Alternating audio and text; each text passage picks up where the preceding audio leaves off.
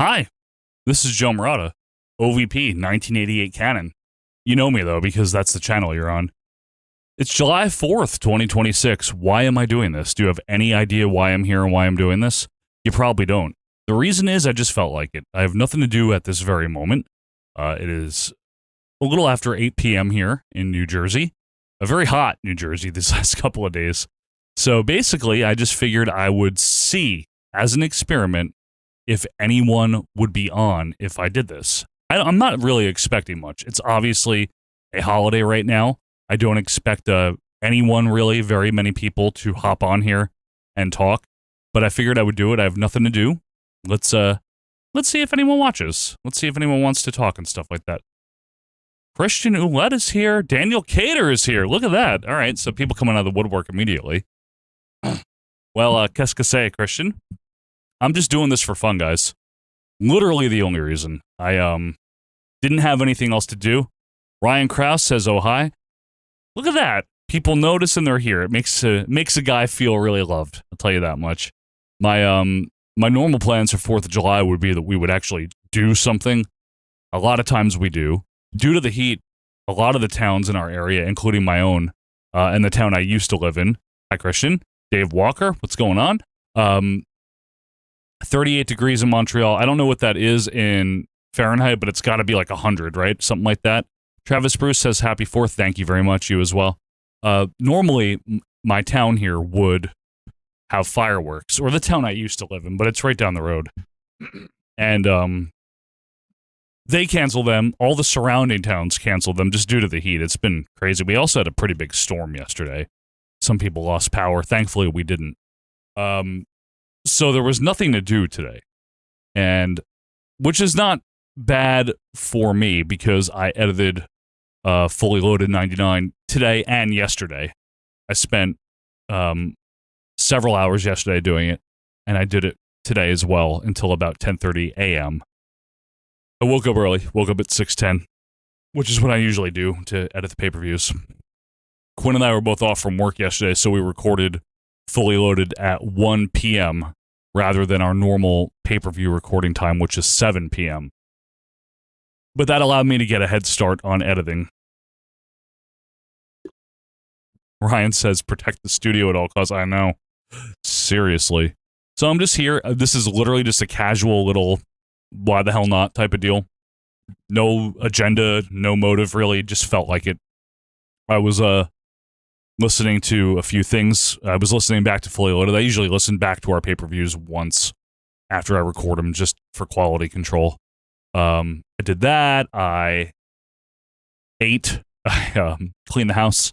Did a bunch of stuff. And I figured, and I got a Michelob Ultra here, 24-ounce can. I figured I would just hang out here for a little bit. So that's what I'm doing. I don't know how long I'm going to do this. And I might have to pause at some point and go grab another beverage. But beyond that, it's 4th of July, and that's that. Christian says, must be like, what, a year and a half you have not done a live stream? Probably more. That's a good question. When was the last one? If I look, November of 24. Yeah. Look at you. Yeah, I mean, we're not big live streamers. Not that we can't do it. It's just that Quinn and I have very rigid recording schedules just to make sure we always get stuff done. That's the reason why, you know. So there's not really a lot of extra time, you know, so that's why we put our focus on actually recording the stuff, you know, like the Canon and the pay-per-views and Canon Plus. But yeah, every now and then when I get a wild hair, as my mom would say, I like to do a live stream. Maybe I'll do more. I can't speak for Quinn, you know. I don't know what he's doing right now. He's probably at his place fighting with his air conditioner in his apartment. So have you ever thought of going live stream from the Canon? No. Well, I mean, I've thought about it, but the reason I don't want to is because we have to pick one. It's either talk to the people or do the Canon. I feel like it's not going to work. Like, honestly, there'd have to be a lot more pausing than there already is in order to be able to address all the people that are talking. And we would either be not paying attention even more than what's on screen to what's on screen, or we'd have to ignore a lot of stuff people are saying. You know what I mean? I have thought about it, but I don't think the way we do the Canon is conducive to to a live stream environment. It's not that like I'm afraid of it or something. It already is live. It's not like we edit it. You know, it's not about like the live aspect. But I don't see how we could do justice talking to people and also paying attention to what we're doing. It would have to be like a lot of stopping and starting, and I don't know how people would feel about that. Mark Rourke is here. Good day, mate. How's tomorrow, Mark? So he says, wow, some bonus live footage. Happy 250th. Happy to swap current climate. Here in Newcastle, Australia, we have 15 degrees calculus. Oh, Celsius. That's around 70. I would love 70 right now. Let me tell you, we've been in 100-degree weather the last couple of days. And we get that every year in Jersey, pretty much.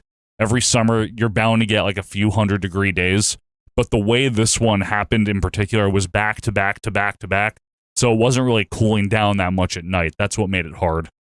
Peter Cause says, I'm in Canada. I watch you guys every week since day one. Brings back memories. Thank you very much. Thank you very much. You know, one of my favorite things. Oh, 4th of July. Geely. One of my favorite things is hearing from people in environments like this, or like the odd, you know, Twitter DM or a tweet or occasionally Patreon message, where it's like people that I don't know their names only because they never really, like, you know, maybe they're not on the Facebook group or they don't talk much. I don't know if I know you from Facebook, Peter. There's a few Peters I know besides my own. Sorry. But one of my favorite things is when there's people that like, yeah, I've been listening to you from the beginning. I'm like, what? Where have you been? It's awesome. It's like a great thing. It's like that first time, long time thing with the radio call-ins. You know, I love it. I think it's so sweet. It's really gratifying after all these years, almost 10 of them, to have people that say that. It honestly is. Livestream, good. Wait, Matthew? That's not Matthew. Can't be. But Livestream, good. Indeed. We are set to stream here. And speaking of streams, it'll be a river of tears for the Repo Man when he takes on Tatanka. Sorry. These things just come to me. It's brilliant, aren't I? Yeah, I don't know. Having a lot of fun with the current, well, I'm having enough fun with the current time periods we're in. I will say this. Happy 4th, good luck with a sequin. Yeah, seriously. Christian says, I'd be curious to know how much people just know about the canon and not the podcast before it. That's a really good point. I mean, we stopped doing, I am going to go back to what I was saying about the current timelines we're doing. We started doing the canon as our main show in January of 23, right? More or less. When we ended the regular OVP podcast audio show that we did. So you figure we're on 3.5 years now of the canon being our main show, and a YouTube show which has a different way of distributing, and its discoverability is different. You know, we consider the canon the YouTube show. We've just maintained the audio version for the sake of the people that either prefer to listen on audio or can't watch on, you know, due to timing and stuff. So, I mean, but in all seriousness, we consider it being a video show. Yeah, you're right, Christian. I don't know. We did have a whole 300 episodes plus all those specials of just audio talk. But yeah, so interesting point. Let me just go through the things here. Thomas Burnett. Hey, buddy. Brunette, sorry. This is a very pleasant surprise. I'm currently listening to the SummerSlam 93 review up on Patreon. Thank you for everything you and Quinn did. Thank you, buddy. Appreciate you. Really. I know who you are. Thank you so much. SummerSlam 93. I had a lot of fun doing that one. Quinn did not like that show, but I liked that one a lot. Mark Work says the Super Ninja 1 versus Ultimate Warrior match was good. Well, that's just a lie to the people. J Gage 2840. It's Stephen LaRoche here. Used to write for Slam Wrestling years ago. My fiance Jenna and I love watching every week. Oh, that's sweet. I fully admit to loving Dino Bravo in the late 80s. Well, I won't tell anyone. Barely Sentient Being says happy 4th. I've loved the show for a long time. Quinn's in a dark room, crossing out the eyes on a picture of Dino Bravo like Harlan Williams in half. Seriously, at least he's not doing what Bob Saget did. El Dirtbag, West Coast crew into house. Yeah, it must be a 513 over there, right? El Dirtbag? That's Spanish for the dirtbag. So what I was saying was, where we are right now in the canon, I'm excited for 1989. Let me just put it that way. I really do feel like WrestleMania 5 is kind of the Thomas Burnett. I'm enjoying Quinn's hatred of Bravo. Yeah, me too. I really do feel like WrestleMania 5 is kind of the changing of the guard. Where, and again, I'm speaking from my own perception. I didn't live through it. But just in hindsight, when WrestleMania 5 hits, to me, that is the era where it's more vibrant. And I don't literally mean on screen, but I also mean on screen. But there's a buoyancy and a vibrancy in 1989 comic book action cartoon characters. And I know that that had already been existing, okay? But there is something about the spring, summer, fall 1989 WWF roster and presentation with the Warrior and Hogan as champion again, and Macho King and Queen Sherry, and then Dusty coming in. But you still have Boss Man and Akeem and Jake Roberts, some of 89, and Demolition, the face tag team champions, and the Rockers, and all these other characters. There is something. It's almost like 98 for the Attitude Era. Like 89 would be, I don't know if that's accurate. You know what I mean? But like it's a year for me, and I really like it. And I feel like it kicks off in WrestleMania 5. The same way that 88 really kicked off to me in earnest around WrestleMania 4, as you phased out a lot of like the previous things, such as Bruno and the Hogan era, the original Hogan era, and the pre-winged Eagle belt, and Bob Orton, and you know what I mean, and Billy Jack Haynes, and a lot of these other things from 87 and prior. The live interviews with Gene in front of the background, you know, before they flipped over to green screen. Sean, you know, Greg DeGeorge to Sean Mooney, that type of stuff. The primetime background change, all of those things, right? I don't know, but I'm just saying. So I'm looking forward to getting into 89. What else we got here? Christian Roulette says, Sequin, most people like Dino. I don't know about that. Robert Hall, hey, buddy. About to enter that sweet spot of 89 and 90. Exactly right. El Dirtbag says, despite the WrestleMania 5 crowd being dead, and then it takes a jump to another level in 89. Yeah, although I will say, the crowd at Wrestle 5 is better than WrestleMania 4. For sure. They definitely are. I've paid attention to that for a lot longer than I care to admit, and they are better. And it's also shot a little bit better. It's shot a little cleaner and sleeker, maybe. Christian says 87 to 88 are the years that shaped WF for 89 through 91-ish. I agree with you there. Travis Bruce says the canon this caused me to realize how different Macho Man's title reign was versus what I remembered. In reality, he barely shows up on TV and wrestles so far, and I thought I remembered this good, but that's okay. That's okay. Mark Rourke says, Ultimate damned if you do hypothesis. What? Ultimate damned if you do hypothesis here. If you could delete the existence of one current canon wrestler, Dino Bravo or Ken Patera, which would be a better result? You can get rid of Patera with less consequence. I'm serious. I'm really not joking. Dino at least had things that he'll be involved in 89. And I do like him as a crony to Earthquake in 90, you know, like that 89, 90, 91. Patera was not very consequential as much as there was potential for his return in the spring of 87. And I know he got hurt. I know that didn't help. But I don't know. I just don't buy him as a face to begin with. Matthew Reso says, cycling out wrestlers and bringing in characters, bro. Yeah, but for real. Although, I mean, to be fair, listen, there's still some really good wrestling in 89.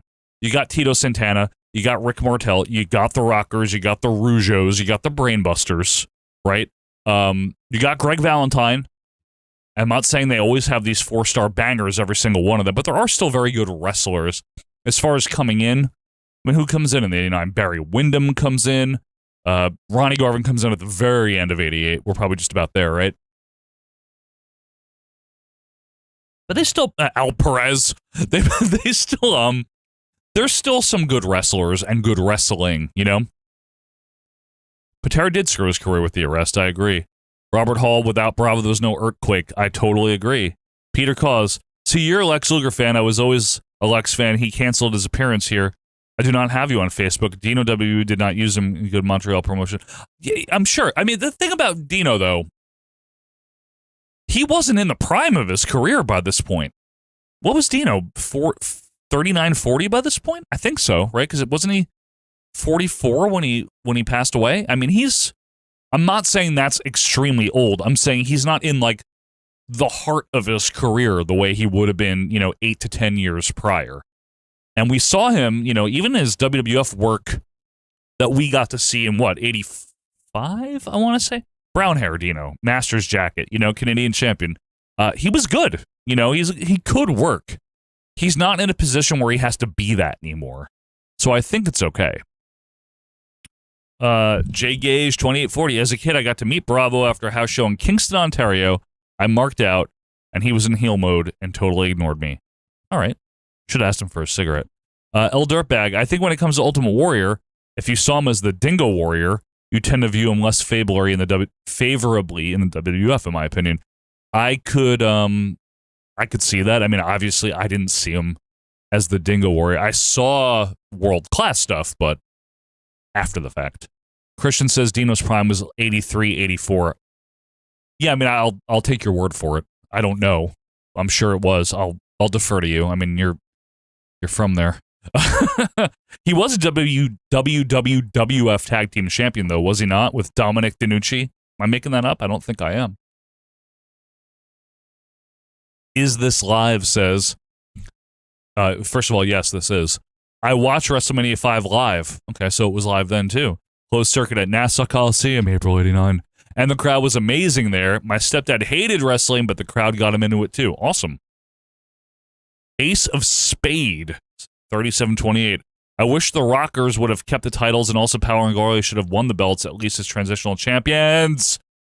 About 8 exclamation points, and I agree with both of those points, honestly. I think the whole idea, I mean, Brett agreed, that he didn't want to have the titles. He wanted to be a singles wrestler in the fall of 90. He had wanted to be since 88. Well, probably since 84. But, I agree. The way they were going, it was very clear. It was going to go Rockers or Hearts when they changed their mind to Power and Glory at WrestleMania 7. It was clear they were. I think that's all but confirmed. But then Vince was able to pick up the Nasties in December of 90 and kind of shoved Power and Glory out of the way. And that's why people have this stigma about Power and Glory, that they were like this jobber tag team, but they actually weren't. They were definitely pushed. They were definitely treated seriously. They were definitely good, by the way, in my opinion, at least. And they would have been the tag team champions by WrestleMania 7 or sometime around that if it hadn't been for Vince picking up the Nasty Boys. 1,000%. They were great. Daniel Cater, Dino had a prime.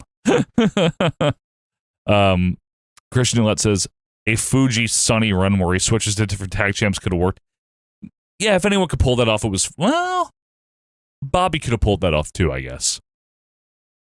I'm just thinking in terms of like the way he flip-flopped within a single match between Haku and Harley Race, which we'll see soon.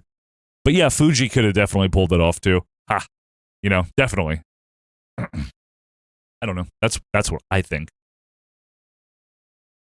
So yeah, as far as this canon that we do here on YouTube, I'm very excited for 89. I mean, we're just kind of running out the clock, and so is the WWF with 88 here. We have 4 more weeks of TV, and I know that there's still things that happen. We're building that Bad News Randy Savage feud right now, on TV, and they'll get from TV to house shows and stuff. It'll be fun. And, like the Harlem Street fight, I think, right? Is that what it is? But I can't wait for Rumble and WrestleMania and the Saturday Night's main events and the main event. Oh, my goodness. It's going to be a really fun time. And then, Mark Rourke. Imagine if they would have gone this alternate tag team timeline and somehow worked in the Nasties taking the Money Inc. spot. Well, Money Inc. is obviously the greatest tag team of all time, Mark Rourke.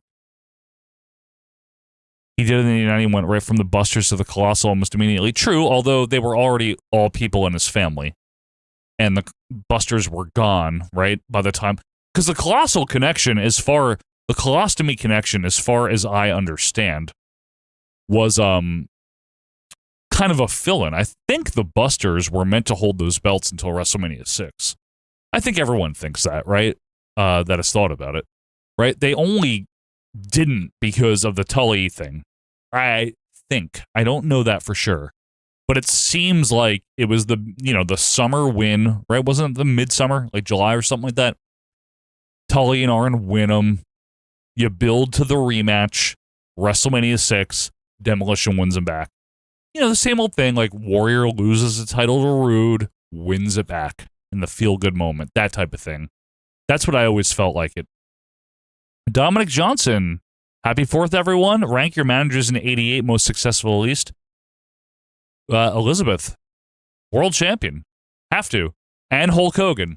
Elizabeth number 1, Jimmy Hart number 2, because he did have Honky.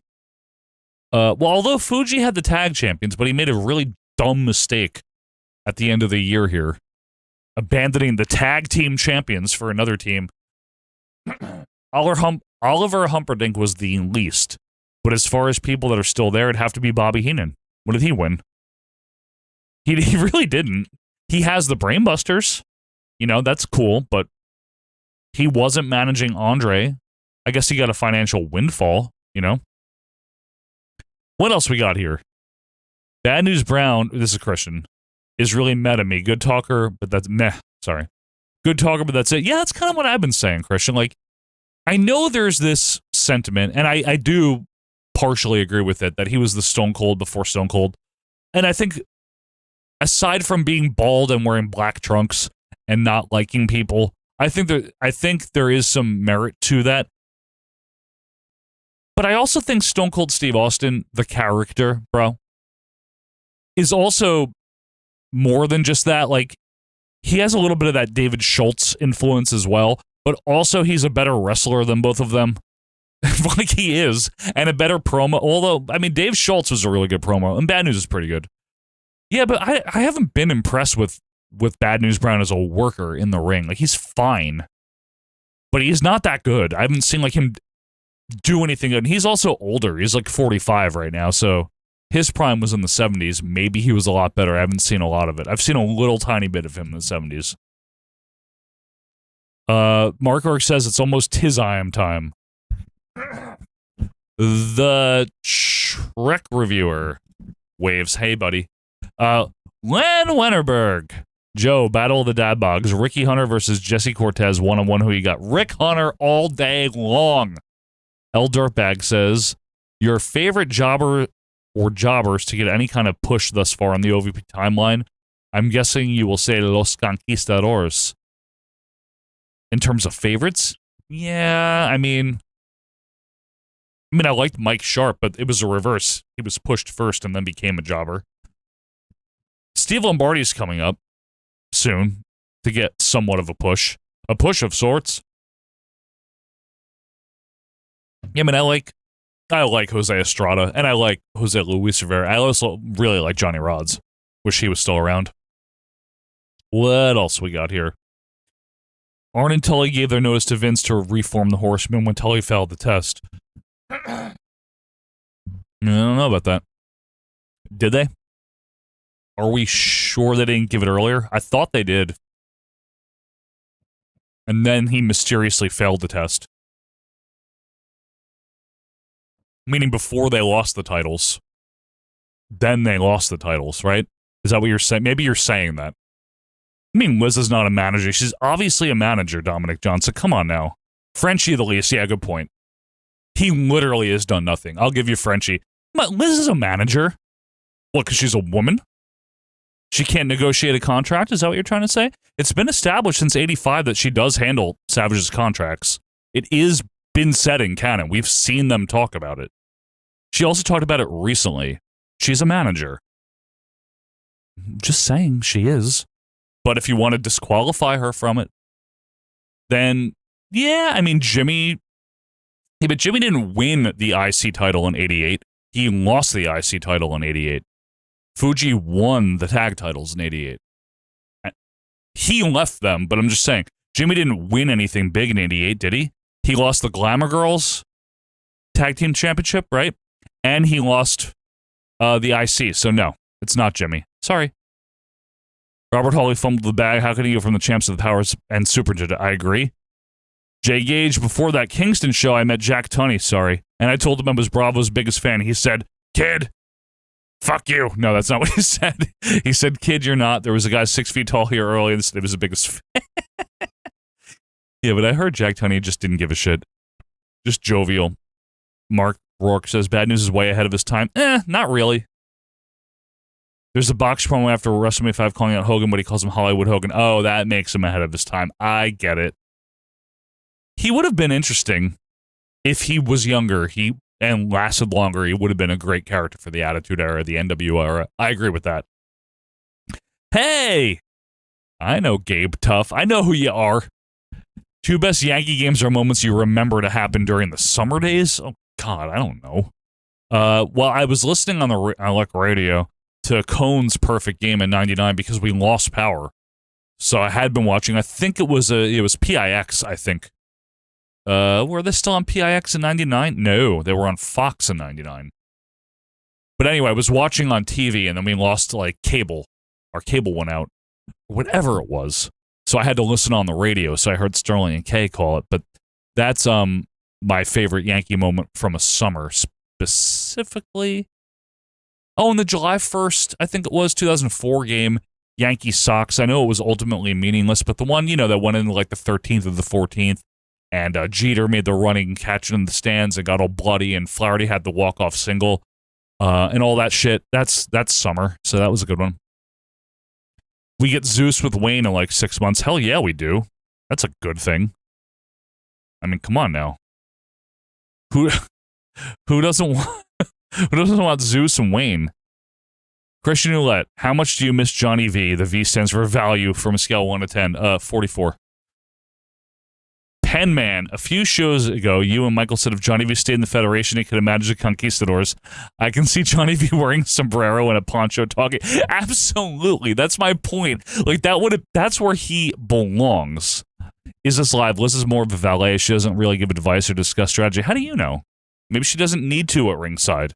Maybe she's got the Macho Man so well schooled that she doesn't need to yell shit to him at ringside. Seriously, what advice does Fuji give? Suffer. What does he say? Come on. I think there's a bit of a thing going on here. I don't like it. You know what I mean? Come on now. She's referred to, hi Dominic again. She's referred to as his manager though. She's referred to as negotiating his contracts and dealing with all that. She is. So, you can call her a valet. That's fine. I get it. I've questioned it myself, but they're telling us she's a manager. We believe that Fuji does their contracts. Why? Because they tell us. That Jimmy does? Well, Jimmy, you can take him at face value, okay?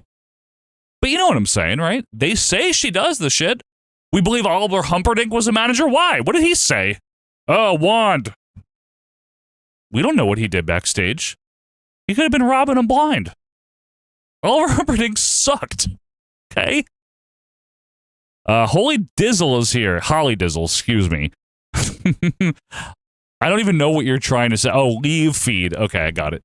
The Trek Reviewer, who do you think would win this jobber tag team battle? Barry Horowitz and Steve Lombardi versus the Mulkeys. Oh, that's tough. Mulkeys probably, though. Just because, the Mulkeys are brothers, But there is other business managers handled too, and they do call her a manager. I know, that's my point. Joe Merkel, hi Merk man. Holly Dizzle, Joe, please give us your Bret Hart voice. Why? No, I'm just kidding. I don't really like to do impressions, It's not that good to do. I don't know who you're referring to, Christian. 44 amateur, me at 79. I don't know what you're saying. I'm not joking. I don't know what you're referring to. Dominic Johnson, Glamour's left, Hart's left him. He gained Fab Rougeau's. True. Yep. Fuji messed up. Yeah, I mean, Fuji did mess up 1,000%. I don't know that either of them have had too much what you would call success. Although in terms of acquisitions, I would definitely rate Jimmy getting the Rougeaus much higher than Fuji getting the Powers of Pain. Jay Gage, manager ranking for 88. Liz, Hart, Fuji, Slick, Heenan, Humperdinck, Barron. Oh, Barron. Forgot it. Now, was he a manager? Did he do contracts? Did he give advice? Mark Rourke, what do you want? No, I'm just kidding. Elizabeth discusses strategy with Macho Hogan as before they take on the Twin Towers at the Tizime event. True. Your cousin Lou. Hey, happy 4th, Joe. Yes. Mike Ballbass. Is it bass or bass? Doesn't matter. You mean you didn't like Humperdinck as a Freebridge man? Yeah, a big fan of Big Daddy Dink. Sure. Christian Ouellette. It's weird, but I never know. Does the wrestler sign the manager or does the manager sign the wrestler? Well, let's take it back to 85. Randy Savage, free agent, right? And the managers are making a bid to him. The implication being that he has to sign them to be his manager and agree to whatever percentage is in the contract. 10%, 20% if you're Bobby, right? That type of thing. The Trek reviewer, my summer Yankees memory is first baseman Mike Aldrete. Really? Pitching 1 inning, giving he did in July of 96? I remember Mike Aldrete, or Aldrete. I don't remember how to pronounce it because who cares about him? I mean, I remember Boggs pitching in 97. I remember Canseco pitching in like 93 or 4, whenever it was, when he was on the Rangers. Baltimore Bozos, yes. 44 was how you missed Johnny V. Oh, sorry, yes. 79 out of 10. Yeah, no, I'm with you, Christian. Bass as the instrument. Okay, gotcha. I have one of those. It's in my basement, ironically. I do. Serious. It's a Gibson G3. Got it in 2012. It's from 1982. Wanted one for years and years and years growing up as a teenager into my 20s, and I finally got one at the age 27. I got it for $700 on GuitarCenter.com. And today, those pieces are worth probably 3 times that amount. However, I need to do major work on mine with the electronics. But I do have a Gibson G3, and I love that friggin' thing. Anyway. Oh, Mike Ball bass. Dude, those Gibsons are awesome. Good for you. Yeah, man, I really wanted one. And it's specifically a G3 because I know that there's also just the grabber and the ripper, but I wanted a G3 with the, what is it, 3 pickups? What makes it different? I think it's the 3 humbucking pickups or something like that, but I love that thing. I played it for years and years and years, but I haven't played that bass in a long, long time. Just because of life. No, I mean, did you see Missy had a car accident recently? No, I didn't, honestly. I really didn't. That's sad. Is she okay?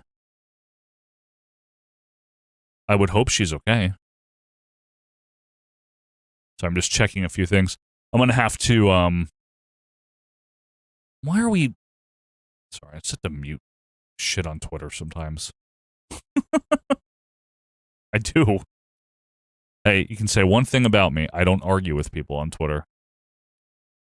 The reason why is I'm very good at ignoring people. Are we watching the American Dream Dusty Rhodes videos for Independence Day? You know, we should, honestly, Sayer 40. We really should. We should watch all those vignettes in about 6 months on the Canon. That'll be a lot of fun. What do you want me to put up that we can get away with and I don't get blocked while I take about a 5 to 10 minute pause soon? Any ideas? I can put up anything. I mean, I could just put up like an episode of our own stuff so we don't get... Oh, I could put up the raw dump. I have raw dump stuff that we never have.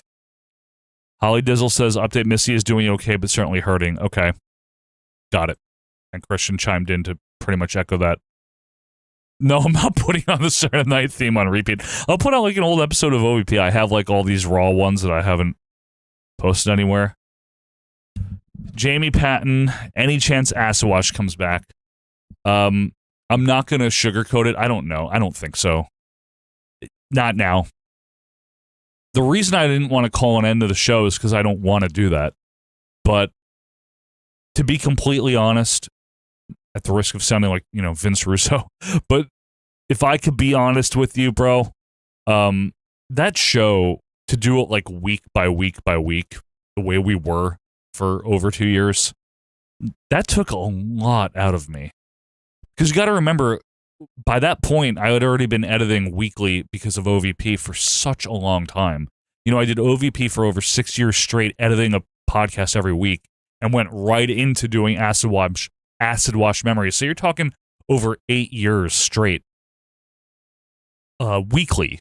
And not only that, with Acid Wash Memories, it was a lot harder because I had to look up stuff and do a lot more prep work for myself. Quinn didn't have to do anything ever. He just shows up and makes it work. But in order to run the show, I needed to like really know what I was talking about and come up with an idea, come up with a way to frame the episode so it made sense and had like a flow and a break point and an arc to it, and do the artwork. I did all the artwork for Acid Wash myself, every single one. So I literally started having like, not like a breakdown, that would be dramatic to say. It wasn't a breakdown, but I literally started dreading having to do the show because I just had nothing left in the tank, and that's why I put it on hiatus. I think it's our best work overall. And I mean, as broadcasters, well, maybe not broadcasters, but you know what I mean, as podcasters, although our pay-per-view reviews are excellent, but I think top to bottom, well-rounded humor, a mix of humor, information, and editing and fun. I'm really proud of that show, but I don't know if I have it in me to do it right now. I don't know if we ever will again. I'm not saying we won't.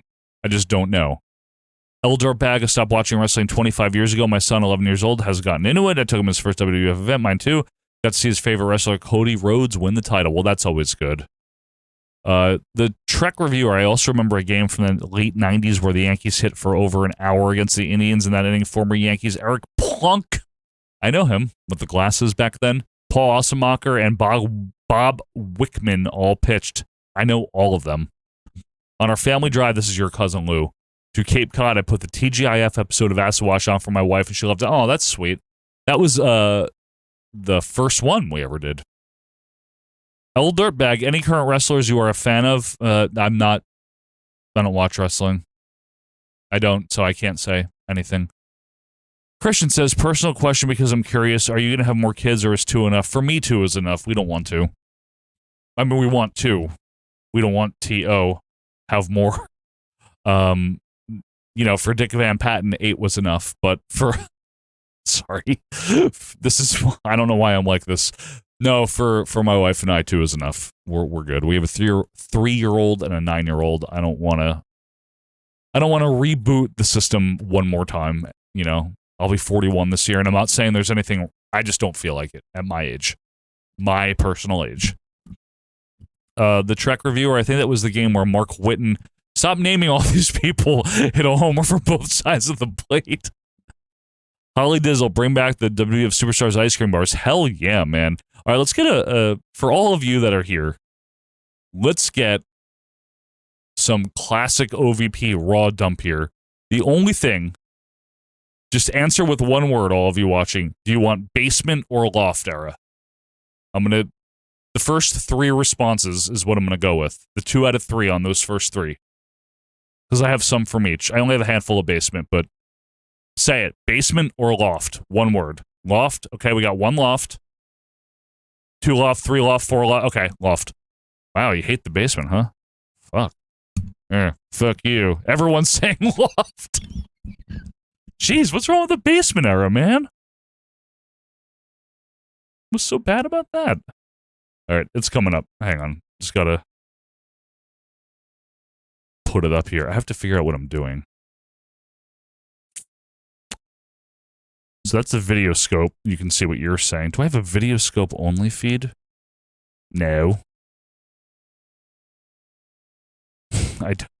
I'm just checking to see like what I have. Yeah, I guess this will work. All right. Balcony, basement, mezzanine.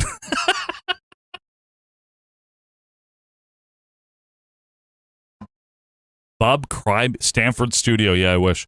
Bob Crybaby Wickman got mad at Bobby Cox. He did when he was with Atlanta, right? 2008? Or in, what the hell team was he? I don't even remember anymore. I can't remember everything. I like baseball, though. I like radio also. All right, so we want to do Loft, right? Well, I'm going to give you guys episode 203. Yeah, I'm very unprepared, Christian. You got it, buddy. All right. Well, let's go to scope in 3, 2, 1. Scope. There it is. Let me just make sure it works. And I'll be back in a short, okay, folks? Hi. Hi, I'm Large Marge. Large Marge. I was just saying that she came up because I was saying one of the shopkeepers in this game I'm playing. Shopkeepers. River City Girls, because people are asking. Yes, they are. The shopkeeper sounds like Large Marge or something. Large Marge. Hello, everyone. What do you want? Hello, Marge, and hello, wrestling fans, patrons. Welcome to a Raw Dump. It's for 2:03. Yeah. And it's 11:11 in the morning. Yeah, that seems to be our magic number for starting. 11:11. There you go. Always 11:11 somewhere. Well, we got to get it done at some time, right? We do, right? And it happens to be Sunday, December 6th. This comes out Monday, December 14th. We are coming off the heels of Tuesday in Texas, which we recorded 2 days ago. And you know what that means. When we do a pay-per-view the 2 days prior, we're tired. The level is low. Yeah, so we don't have as much patience. And especially with this review. Thanks, Richard. Yeah. What the hell's he trying to do to us? That was a piece of shit. That was really bad. You want an angry... I read the combined notes, and I feel like I was much harsher in my personal notes. There was, like, various complaints. I figured you would freestyle all that. Yeah, that's why. Yeah, it was a very angry, like... I know. I just had no patience for what I was watching. And I don't blame you. It was really bad. But yeah, we're here. We're going to do the Ultimate Warrior as WWF Champion. That's going to be how we start. We got to draw the rankings, and then we're going to do this hideous review. So let's just get to the rankings. People are going to like that it's a hideous review for the first time in a bit. I think so, yeah. It's been a long time since we had one of these. We had an angry one. An angry, like, shitty promotion, you know. Just like, what even is this? Yeah, one of those. All right. Okay, 3, 2, 1. What do we got? We got... This is best? Yeah. Okay. Oh, Brett versus Owen. That's easy. Another Brett. He's in, like, every feud so far, I think. Him and Austin, yeah. Yeah. Okay, that's good. Ready? Okay. 3, 2, 1. Number 2. Austin McMahon. Another Austin. Wow. Ooh. Not much diversity on this list. Really not, Because with this, it's like literally, what is that, half of the list? Almost 40% of the list. It's all like it's got Brett or Austin in one of them, yeah. Boy. Hey, we can easily talk about these. We don't even need notes on that, so that makes our lives easier today. Yep. Perfect, actually. Just what the doctor ordered for after a pay-per-view. Thank goodness. Which, by the way, Tuesday in Texas was really good. No, it's not that the show is bad. It was good. It's just we did 2 pay-per-view reviews, and Joe edited 2 pay-per-view reviews in a matter of like hours, a week. Yeah. Like, well, I'm saying all combined. Yeah, combined, right? yes. Like a week or so. Yeah, give or take. Yeah. So I'm tired too. We're both tired. We both just want to sit in our freaking chairs in our living rooms and like not think about this. Yeah. No, that's fair. That's I'm not trying to crap on the show. No, we love doing the show. It's you know not what that. I mean. We're just physically tired. It's funny. I just watched a whole video on one of my favorite YouTubers who's kind of low key. Low key. Shout out to Kid Shuriken. He just like walks through Japanese game stores. He's fun. But anyway. Shout out to Kid Shuriken. He's good. Anyway, he put a whole 18-minute video of just him pontificating about YouTube burnout, and I was just like, yeah, I feel like it gets that hard. guy. Yeah. But again, we put our all into every show we do. Yeah. Which is going to include this one. So the people that don't know the behind the scenes are not going to suspect anything different. Exactly. That's how we do it for you guys. We don't, we give it our best. We really do. And the Warrior is champion. That'll be an easy thing to talk about because we've been doing the pay-per-view reviews. We got to experience that. We have a good feel for it. Well, we haven't seen all of it yet because he didn't come back. True. But it's WWF champion, we're saying. Right. I just mean the residue of what occurred because of it. Not that we ever talk about how we're going to handle that segment ahead of time, but I think my biggest thing, Quinn, about that, just as a sneak preview, is he didn't really have any good opponents. Other than Phil Collins when he was WWF champion. That's about it, right? Yeah. So that's one of the things I'm going to focus on. And I also think the fact that he wasn't Hulk Hogan hurt him.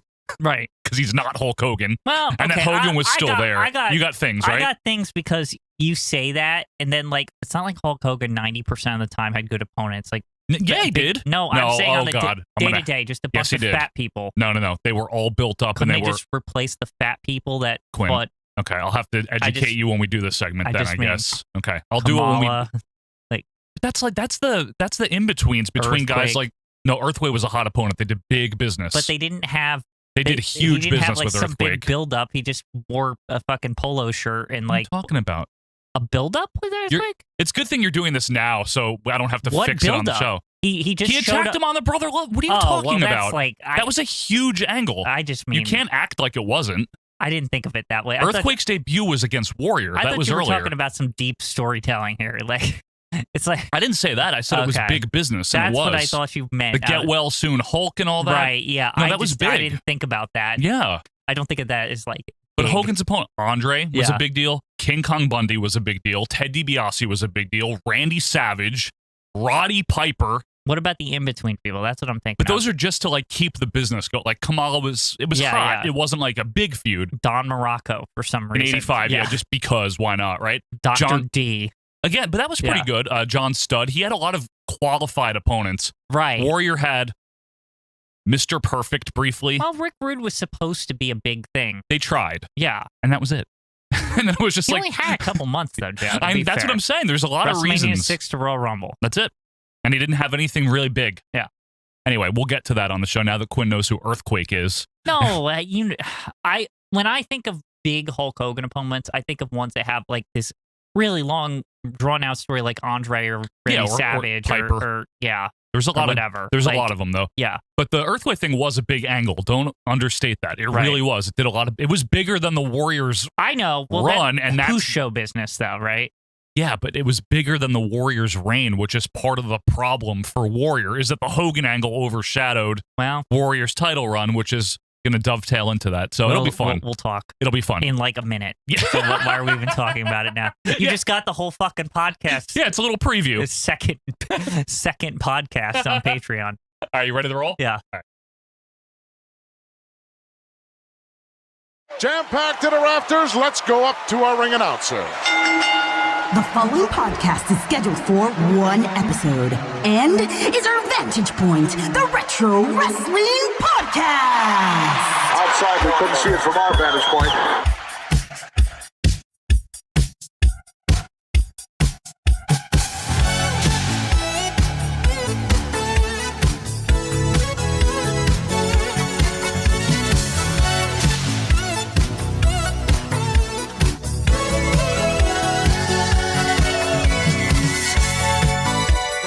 Hello, wrestling fans, and welcome to our Vantage Point, the Retro Wrestling Podcast. Thank you guys for being back with us here. It is episode number 203, and it is Monday, December the 14th, 2020.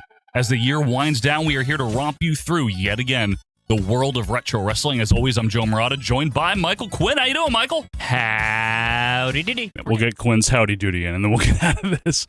All right. Well, thank you guys for bearing with me during that break there. That was a little bit of OVP. Vintage 204. Glenn Wennerberg said, all these years later, Quinn is still, I don't need my headphones. Quinn is still wearing the same damn shirt. Yes, he is. It's funny, Christian. It's funny that they argue before the cannon starts taping. That was a banger theme. Yeah, I mean, Quinn and I would always do the raw dump. We play it up for the cameras, but that's kind of how we talk in real life. Kind of. All right. The Trek reviewer, better Yankee father-son combo. Yogi and Dale Barra, David and Ryan Weathers, or Cody and Clay Bellinger. Sorry, 203. Excuse me. You're right. Dale Barrow wasn't very good, was he? I don't think so. Probably the Bellingers. I don't know, actually, though. I just threw this on Twitter. I have the 204 Raw Dump. That's why I got confused. I don't have all of them. I was only able to recover, as of press time, 22 of the Raw Dumps. In case anyone here does not know what that was. From like episode, 68 or 70 or something around that time until the end, we would do like a raw video feed of us recording our weekly podcast. And we would pretty much like say, don't watch this after a while, because it was just us sitting there recording the audio show. But there was always a, like an intro and the in-betweens, and you could see anything that I had to cut. It was fun. Holly Dizzle says, favorite baseball announcer? I'm going with Harry Carroll. I do like Harry Callis, but obviously not growing up a Phillies fan. I didn't hear much of him, but I really like his voice and his whole gestalt. for me, my favorite baseball announcer is Phil Rizzuto. I did get to have Phil Rizzuto as a Yankees fan on WPIX for the first 5 years that I watched baseball, 5 or 6 years. So I started around 90 or 91. So I still had him. I didn't get the privilege of hearing the Rizzuto-Bill White combo live, although due to the greatness of YouTube, I have. So Phil Rizzuto, I'm also, in general, like just across baseball, I really like Vin Scully. I really like John Miller, who mainly, in a national level, did the ESPN Sunday Night Baseball for 20 years. Really like him. I think he was a great announcer. I really like Gary Thorne, who I want to say, was he the Orioles guy? I mean, he did other stuff. Like, he did some national stuff, but Gary Thorne I really like. Thought he was an excellent announcer as well. All right. Christian was recently putting Raw Cannon on in the background. All right, that's your problem, Christian. Gabe Tuff, just random thoughts here. One of the worst Yankees ever was Spike Owen. Yeah, Spike Owen sucked. He was supposed to come in and be like a big deal, and he was just crap. Jack McDowell as a Yankee giving the middle finger to the crowd. Yeah, that was bad. Benitez, yeah, a Yankee for a month. Pudge was not a good Yankee either, despite Pudge being a fantastic, one of the best catchers ever. Pudge was a shitty Yankee also. I missed the 1993 Raw Count, and I know Joe and Quinn lost interest in it. You know what? It wasn't that we lost interest. It was always going to be temporary, so we could just have something to hold people over until we switched over to Asawash Memories. Because that decision was made in February. The decision was made in February of 22 that we were going to stop doing the OVP show and transition to something else. And we stopped doing the regular OVP show in December of 22. So the whole point was we would do something to hold over in the gap until, like, as we switched from doing the regular weekly show to making the Canon our main show. So the Raw Canon was the stopgap. We were always going to do acid-washed memories. Mike Ballbase says Thorne was the Orioles announcer and did the NHL. Yeah, he did hockey. That's right. Gary Thorne was Mets in the 80s. Oh, I didn't know that. Hey, Fly the L. What's up, man?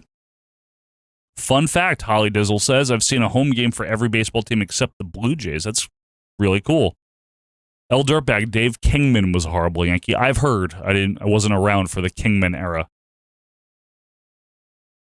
Matthew Resu says, I always like Paul O'Neill. Yeah, I like O'Neill as a Yankee announcer because he's so casual and just doesn't give a shit. Oh, I also really liked Kenny Singleton. I really did. Quinn and I, this is going back about 15 plus years. Late 2000, like 2008, 9, 10, 11, like that era especially. When Quinn and I lived together at a different house that we lived in, on Friday nights, one of our favorite things was when the Yankees were on the West Coast, either Oakland or Seattle or Anaheim. And due to that, it was two things. The games would start at 10, so we could watch them after we got back from what we were doing, right? But also, for a lot of those, Michael Kay didn't make the road trip.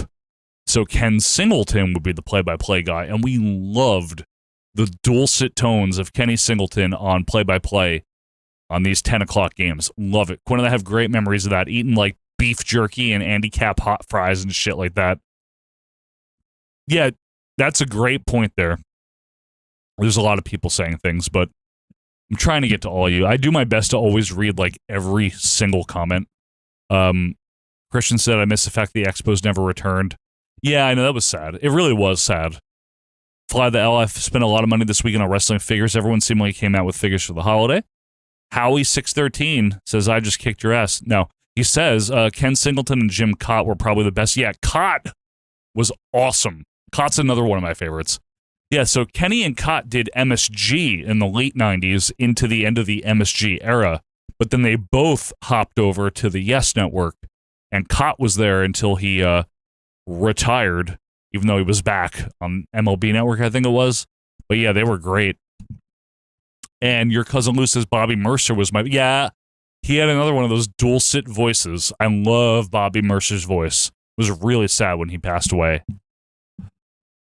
Hey, Gerald Rosenberg, long time OVP fan, long timer. What's up, buddy?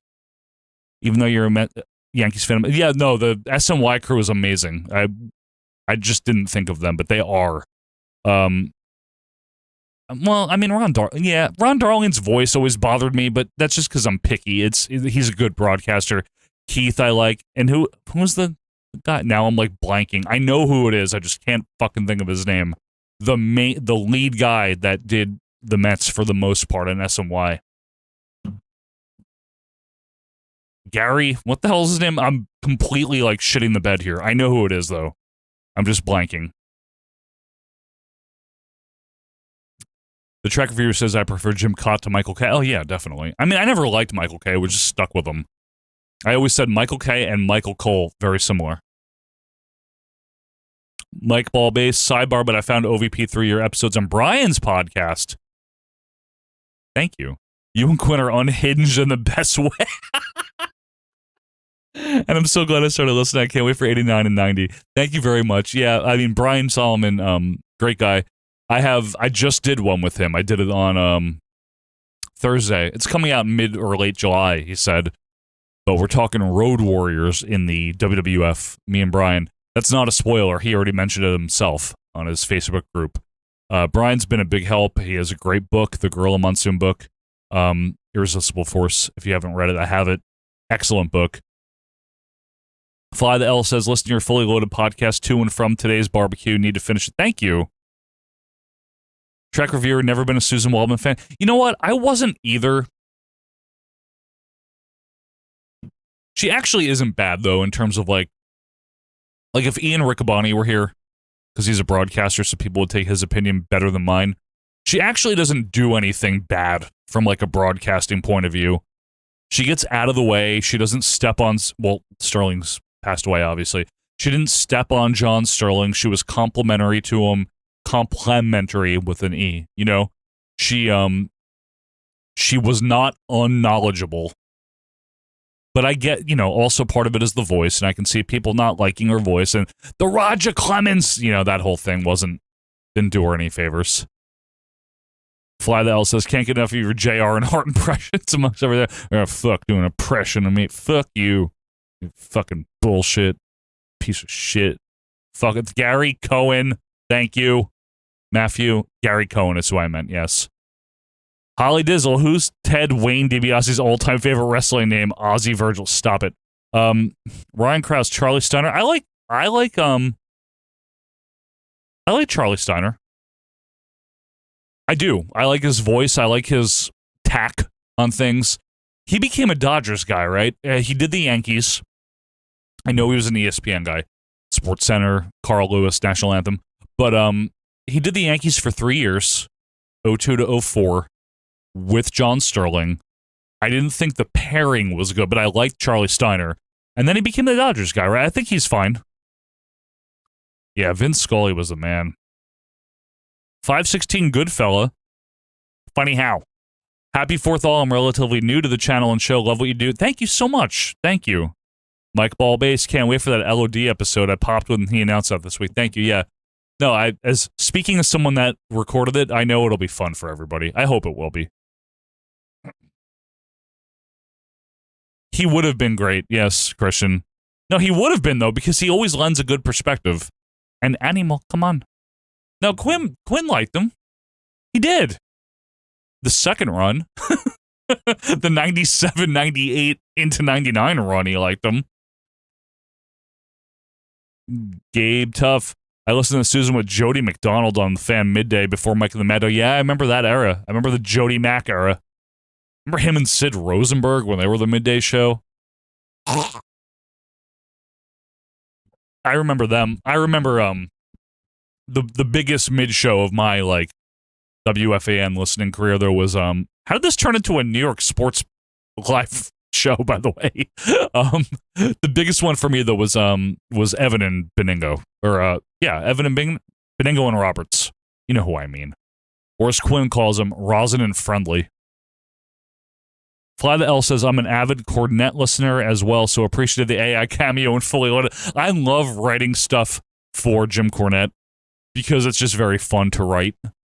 I know AI has a bad rap for a lot of reasons, but I've always tried to use it in a way where it's like, if I could do the impression that good, then I would just do it. So for me, the joy in doing that stuff is writing it, not, you know what I mean, right? I don't know how else to communicate it. The talent, I guess, or the creativity comes from the writing of the words that the thing has to say, you know? Gerald says, Joe, would you please give my son Brian a shout out? He's watching with me. Hey, Brian, thanks for watching. I hope you like what we do here.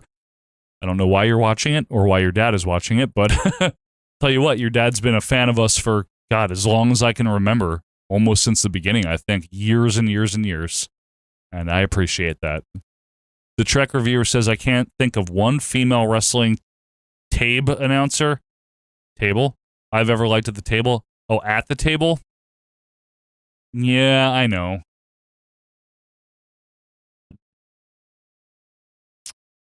Keenan going on about the Rosati's priceless. Yes, it was Holly Dizzle. It was. That was some really funny shit. I know you'd prefer hockey, Christian, but we don't do that here. I don't like to do the Francesa. I don't actually think the Francesa's good. I always have to... Wait a second. You're doing impressions? Okay. What? Well, how much money do you make doing impressions? A nickel? Buffalo head nickel? Okay. I don't know. I don't think any of my impressions are that great. I just do them because I know other people like them. L Dirtbag, you've been talking about the best. How about the most overrated announcer in baseball? I don't know.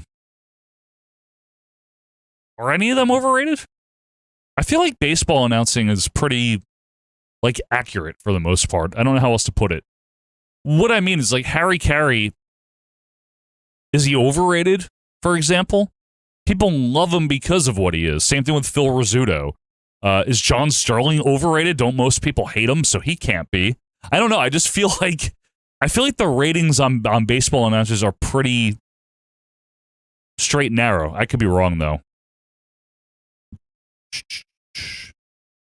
Steve Stummers, Gerald Rosenberg says, yeah, well, the Metropolitans, I like Steve Summers.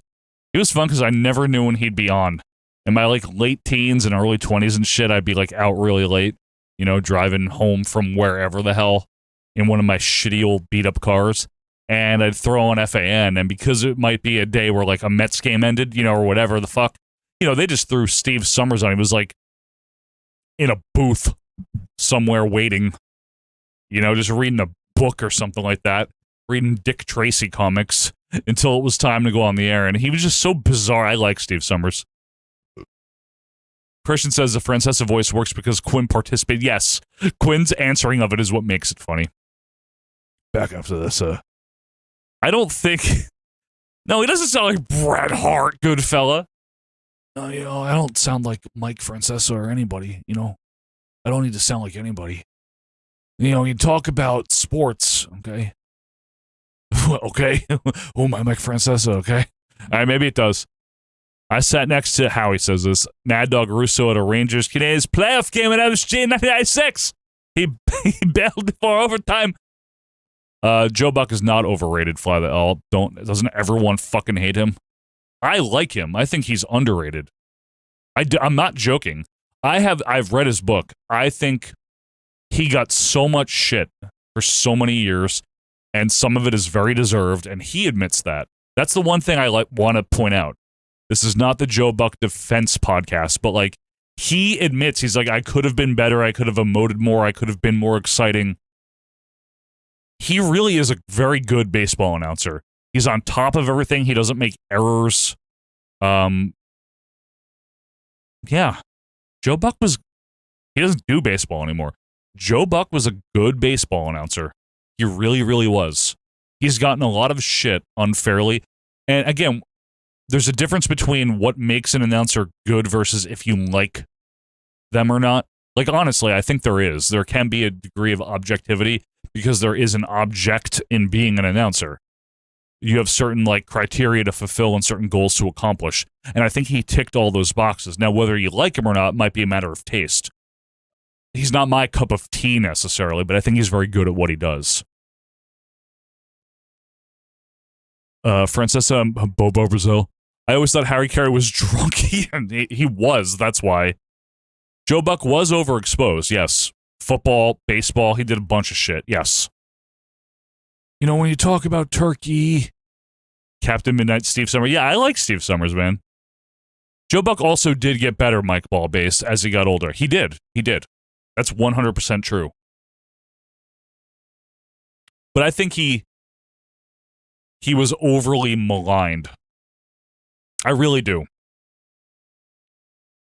You need to do a full review, this is Gerald, of a terrible show on the Francesa voice. I don't think I could sustain that. Yeah, man. Wait a second. A Manta? Wait a minute, dog. He's half man, half bull? No, Michael, he's not even a bull. Okay? He has the hoofs. He has the hoofs. All right, sorry. All-time favorite game show, Holly Dizzle, Jeopardy. 1,000,000% Jeopardy. Alex Trebek, 90s, 2000s era Jeopardy. Grew up on it. Love it. Jeopardy all the way. Howie, yes, I was too young for Summers and Russ Salzberg. I know who both of them are. Yep. From Channel 9. But I was too young. I'm aware of it, but I didn't listen to FAM back then. Baseball is tough because of the downtime. You have to be very good at storytelling. That's the whole point. That's why I love Phil Rizzuto, because he could fill the downtime. Joe Buck said, I think it was Joe Buck said, you know, when baseball announcers or, you know, would-be baseball announcers want to send me audition tapes, they always send their home run calls. And Joe Buck's take was anyone can do a home run call and yell and scream. What do you do in a blowout? You know, what do you do when it's the most boring game in the world? That's where it counts. And I agree. Is Howard, hang on. Sour Shoes does do the best Mike and the Mad Dog. Yes, I do know, actually. He's incredible, Sour Shoes. Is Howard Cosell overrated? I don't know. Is he? I'm serious. Do people say he's good? I honestly don't know. He seems very polarizing. I could probably pull out an impression. What sounded like Andre the Giant? What, my Mad Dog? No, you don't say that. Mad Dog, I'm a happy dog. Fuck you. Yes, I'm Howard Cosell. I've never done this impression. It sucks. No, I've never done a Howard Cosell. Probably once. We don't want to do impressions on this program. There is no reason to throw your voice or wear a hairpiece. That's true. You always do know Frances is coming when I turn her. It's the only way it works is if I turn the bass up by like 6 decibels. It is. It's the only way it works. Doris from Regal Park and Jerome from Manhattan. Isn't Jerome from Manhattan Jerry Seinfeld? Or is that Jerome from Queens? Yeah, it's a different Jerome. There is a Jerome from Manhattan. There is also the Mike from Montclair. I don't know. Top 3 favorite bands. Yes, the musician is asking this, Mike Ballbase. Top 3 favorite bands. The Beatles, for real, for various reasons. Shit, man. Like all time, because currently, like Haim and a band named Pacifica that nobody's ever heard of are probably up there. But that's not like all time, just currently. Love fucking Haim lately. And Pacifica. Tom Petty and the Heartbreakers, like, probably for like all time. Just, they mean a lot to me because of when my first son was born, I was listening to them a real lot.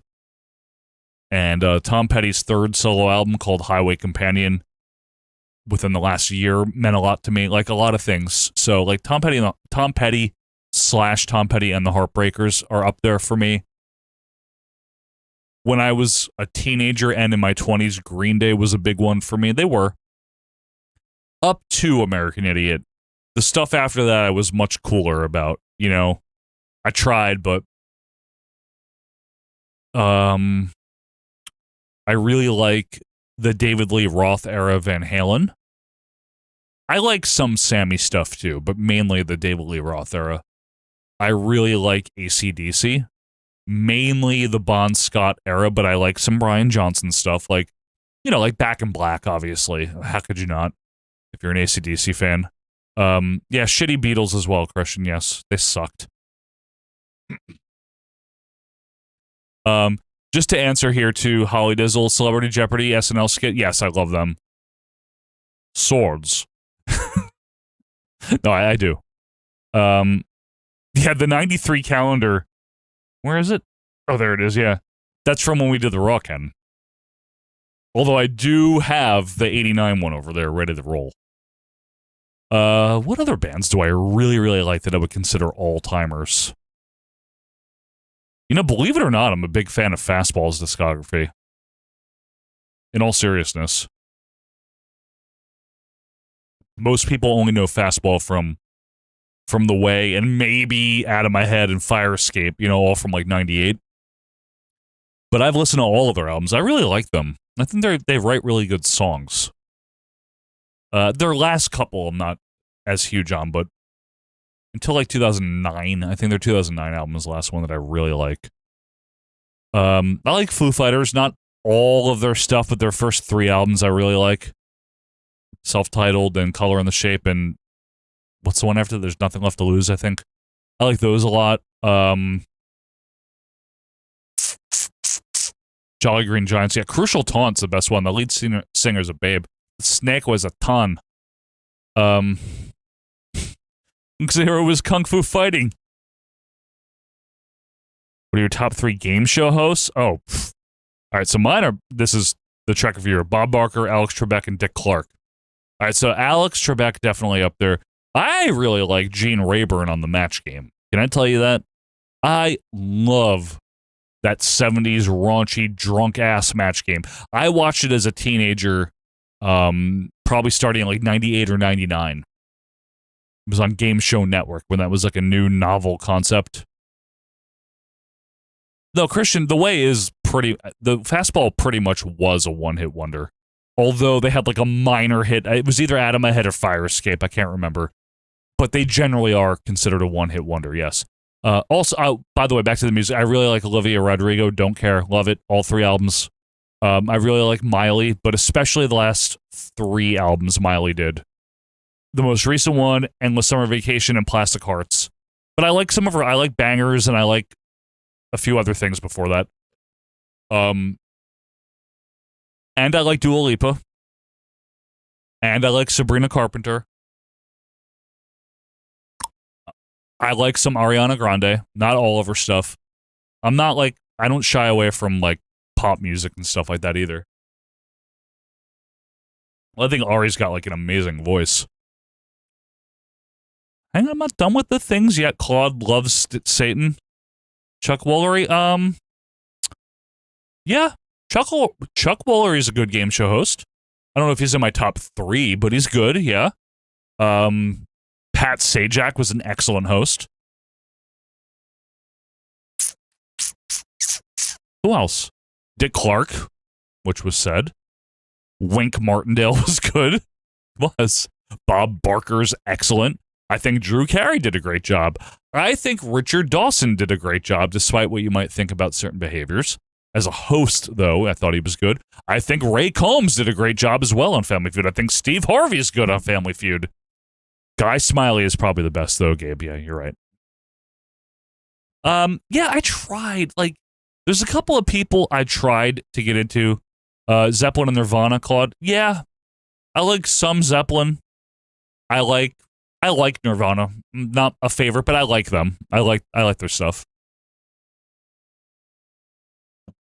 I think I personally like the Foo Fighters more than Nirvana, but that's just a stylistic choice. You know what I mean? I'm not saying they're better or worse. Oh, I like Whitesnake a real lot. I'm not joking. And I'm talking like pre Here I Go Again hit single Whitesnake. I'm talking like late 70s post Deep Purple for David Coverdale. That or like late 70s, early 80s Whitesnake. I really like that. I also like Motorhead, especially the early stuff, like their first album and a few. I like Motorhead. I like the Ramones. I like The Clash, their first few albums. I like Hall & Oates a real lot as well. Like almost all of their stuff. Even the stuff nobody cares about from like the mid-70s, late 70s. Like Before Voices, I'm saying, and H2O and all that. Steve Harvey is the worst person ever. I'm not saying he is. I don't know. Pink Floyd, Matthew, I'm sorry. I never got into Pink Floyd. There's some people that I could not get into in music that I've tried. Pink Floyd is one of them. I tried to get... Oh, I like the Red Hot Chili Peppers. Like 85 to By the Way. I'd say maybe Stadium Arcadium in 06, but By the Way. Hang on, I want to stay here. Pink Floyd. So yeah, back to who I never got into. I tried with Pink Floyd.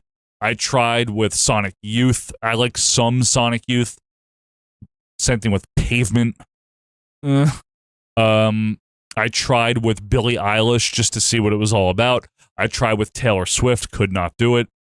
But I'm open-minded when it comes to music. I legit am. Like, I'm not... It is what it is. Like, I love Billie Holiday, you know? Like, I like a lot of different stuff. I like Ella Fitzgerald a real lot. I like Elvis Costello, some of his stuff.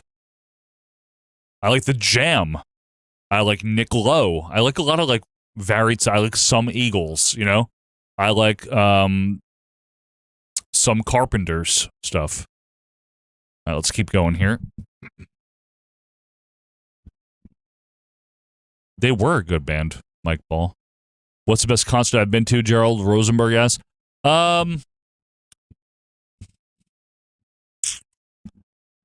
Probably...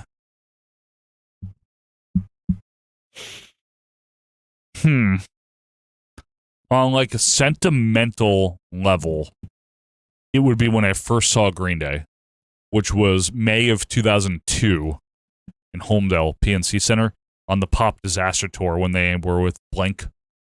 And I believe it was Saves the Day opened for them. I think it was Saves the Day by that point. Might have been Jimmy Eat World, because they both did. I think we saw Saves the Day. I didn't care either way. And then it was Green Day, and then Blink, and I did not give a shit by the time Blink played. It was a big deal to me because I had been a Green Day fan since 94. 95. Which I was 9 going on 10 in 1995. Way too young, if you asked me, to be a fan of Dookie at that point, but I was anyway. So, like, for me, after all those years, going through Dookie and Insomniac and Nimrod, and Warning, and International Super Hits, to finally see Green Day live, that's probably my favorite one for, like, sentimental reasons. Whitesnake, that's what Mystic called my Stop! Yes, Al from Home Improvement was a game show host. Richard Karn did host Family Feud from 06 to 2010? No. 02 to 06. Then Mr. Peterman, John O'Hurley, hosted it from 06 to 10. And then Steve Harvey. Insane Clown Posse? No.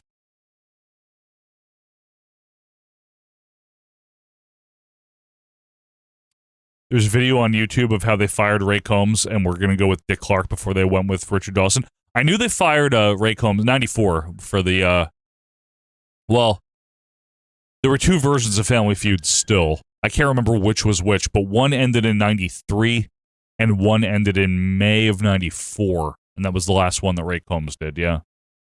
Some Sonic Youth songs as Jordan are good, but trying to listen to any of their CDs all the way through will give you a seizure. I know, I try. Hi, Craig. My favorite nighttime podcast and the Patreon I'd happily pay twice for. Oh, that's so nice of you. You saw Green Day in 97, Gerald? Oh, man, Nimrod Tour must have been. Good stuff. Everybody in OSW tattoos is getting an OVP tattoo. You don't have to do that.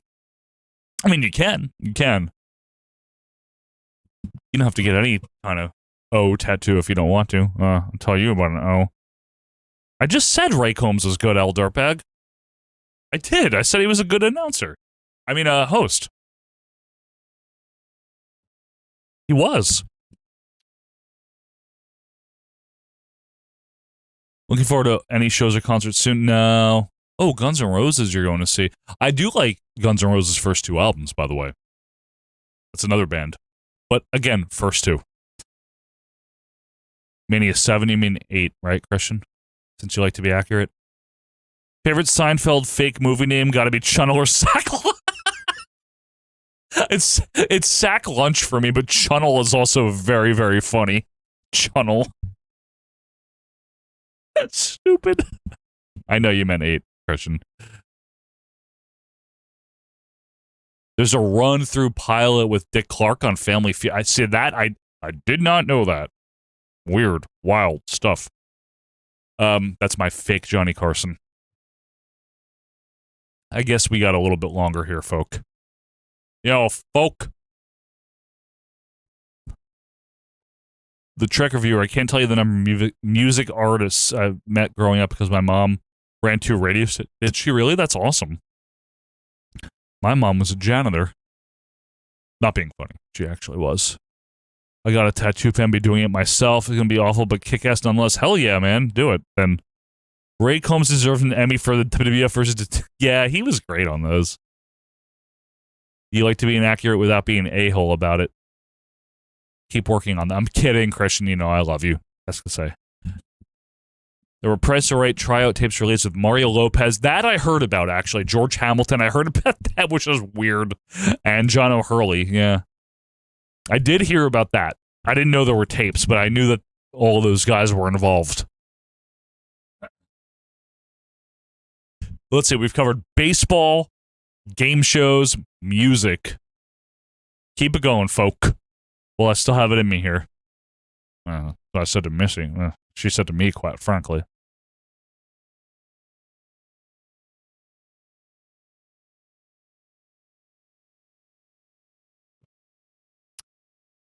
Vince was very clever with Dino Bravo, never advertising him. Yeah, that's true, though.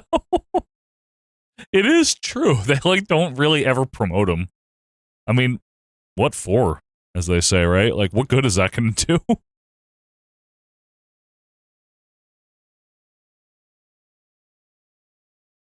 Is that an ambulance that just drove by here? What happened?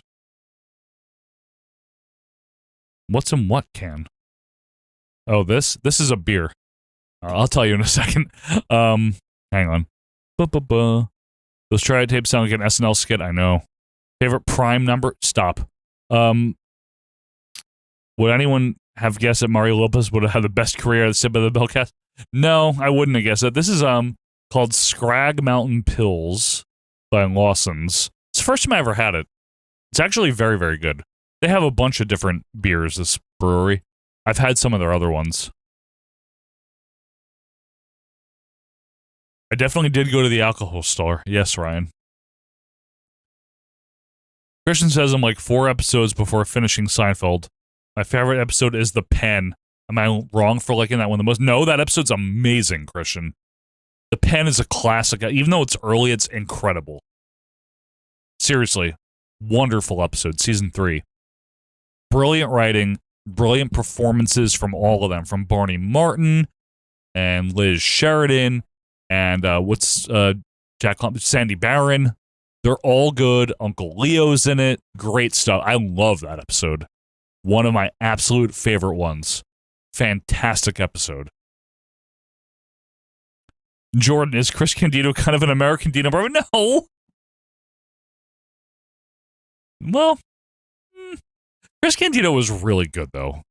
He was very good. He was never, ever going to make it in the WWF because of his size, but he was really, really good. That's Skip. Even the name Skip, it's like a shitty name. You know what I mean? Skip. I get what they were doing. I know what it was. We're Skip and Sonny. We're fitness instructors in the 90s, and we're preppy and yuppie, but he was never going to go anywhere, and I don't think Vince just didn't have any high aspirations for him. Stella. But he was a good wrestler. He was. No, Jason Alexander is not a fan of the Penn episode. He made that very clear to Larry David. Candido was like Coco, too short to be big enough. Yeah, exactly. Good work, good. Very good, solid wrestler. But yeah, he was never going to be a megastar or anything. All I said was I liked the Pen. All right. We're going to take one more break here. Okay? We're going to just pick it up where we left off with this OVP Raw dump. And again, this is episode 203, as I have been correctly informed. So we're going to just flip over the scope. We're going to play this. So listen to me and Quinn from whenever the hell this would have been. Let's see, episode 200. Someone can look it up, but it must have been... oh, wait, I probably said it in the beginning. I won't guess. You can just tell me. The Festivus Here you go. festivities. Yep, they're all close of those too. things. What date is that this year? 23rd. 23rd. Coming up soon It's next always week. 23rd, or is it Always, like one of those yes. Thanksgiving situations? No, it's always the 23rd. Okay. Folks, thank you for joining our situation here as we romp you through the world of retro wrestling. Got some fun stuff in store for you, but before we get to that, I want to remind you, if you maybe don't follow us on Twitter, give that a shot. It's at OVP Podcast on Twitter. Lots of wrestling clips every single day. Drama-free wrestling clips over on Twitter at OVP Podcast. You can also email us at ovppodcast@gmail.com. That is ovppodcast@gmail.com. But Quinn, the best place to actually interact with not only you and me, but hundreds and hundreds of other retro wrestling fanatics is where? OVP Podcast Facebook there. Yes, Facebook wow. /Festivus. Yes, Facebook. It's a great site. No .com in that. We're ditching the dots. We don't need no dots. Facebook / Festivus. You could type that in. I don't know if it will work. But Probably anyway, you know what? If it does work, it has a search bar. What do you do with You that? type Our Vantage Point - Retro Wrestling Podcast, Bing Bang Boom, Tubes, Gore, Kaflooey. all the customary Ceremonial. like Final Fantasy music plays once you hit it, and then you hit the group and you join. And when you join the group, you basically agree to one thing and one thing only, which is don't be what? A dingus. Thunderhead. Dunder. Don't. So, I forgot. It's okay. Hey, you got me like. We'll redo it. Yeah. Which is what? A dunderhead. A dunderhead. Don't That's be right. a dunderhead. And that just means be nice to each other. We understand on the internet, people have... I did that wrong, by the way, because you're going to edit that and it's not going to work. It would have worked. Okay. Because I said don't be. I just said a dunderhead. No, I know. That's how... Don't be what? A dunderhead. Don't be a dunderhead. And basically what that means is just be nice to each other. You do not have to agree on your wrestling opinions. The point is that you don't tear each other down with personal attacks because of your wrestling opinions. Yeah. That seems like a silly thing to do. Just goof off and have fun. fun. That's what we're doing over here. We're not. It's old wrestling. It's not the I don't know, your opinion on politics or something like that. No, like, please leave that out. It's not anything serious. Let's put it that way. We're just talking about old wrestling from Brooklyn Brawler to Bastion Booger, Right. Bam Bam Bigelow, Big Boss Man. That doesn't Those mean are you all can't say Bs. they stink. You can say any of them Some of those stink. guys stink. Whatever you want But to do. don't say your friends over there stink. You Right. say. Exactly. Don't call each other names. And don't say their house stinks either. Yeah, even if their house does stink. Yeah. My house stink. Yeah. Anyway, Facebook, you have it. You can use it for other things other than having to block your uncle or whatever on there. Mhm. So go ahead. Sometimes he gets out of control, you He know. does, yeah. And also, if you like OVP, perhaps you've been listening a while, maybe just a few weeks, few months, whatever the case may be, and you want more OVP content, we have tons of it over on patreon.com/OVP podcast. 2 tiers, just $2 or $5. Out right now, we got 2 pay-per-views for December. Boy, oh boy. Survivor Series 91 and Tuesday in Texas, which, little preview. Tuesday in Texas is really fun. I'll say this, just without spoiling either. One is pretty good, and one is very good. Yeah, there you go. But I won't tell you which one. You have to listen to both. And that's right. And next month, next year, even 2021, January, Royal Rumble 92 will be released. So if you want some more stuff, head on over to patreon.com/OVP podcast. But Quinn, this season, we have a new segment, which We do. I've been liking these last couple episodes, and we've been taking suggestions for it, which has been the best part. Week number 3 here. Week number 3 here. And this segment, folks, Quinn and I, and all you fans as well, you've experienced a lot of things in wrestling. Sometimes things that are built up and they go really well. Sometimes things seem like they're going to go well. They have a lot of potential, but they just don't. And this is a segment that we've been doing, and we're going to keep doing this season, called What Went Wrong? Tell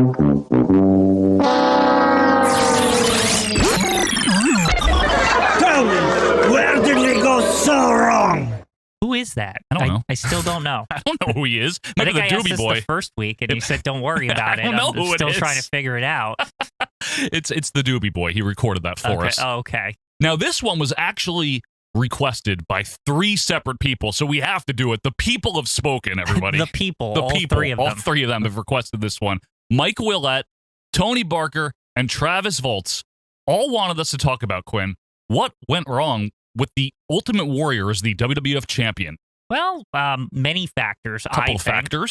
It's not just it sucks. No, answer. it's not like WWF on TBS. As I see some people critiquing that analysis last week. It was accurate analysis. Now, without getting into the whole backstory of the Warrior, because most of you know that, let's make this very simple. Obviously, by WrestleMania 6, by the spring of 1990, the Ultimate Warrior had been the Intercontinental Champion. He had that great feud with Rick Rude, and really, throughout 89, had come into his own as a bona fide superstar in the making. Yeah, I think people look at this retrospectively and they're like, oh, I don't think it was time or blah, blah, blah. But like, we watched all the pay-per-views in order up to that point. Yep. We've reviewed all of them, and the Warrior literally was like on fire. Yes, he was. Like, he was like, it wasn't just like a one and done thing. It was like every time he was like in a big match, it was always good. Yep. And there was no reason, if you're like a business person, you're like, we should cash in on this and like make him the champion because he's awesome. Yep.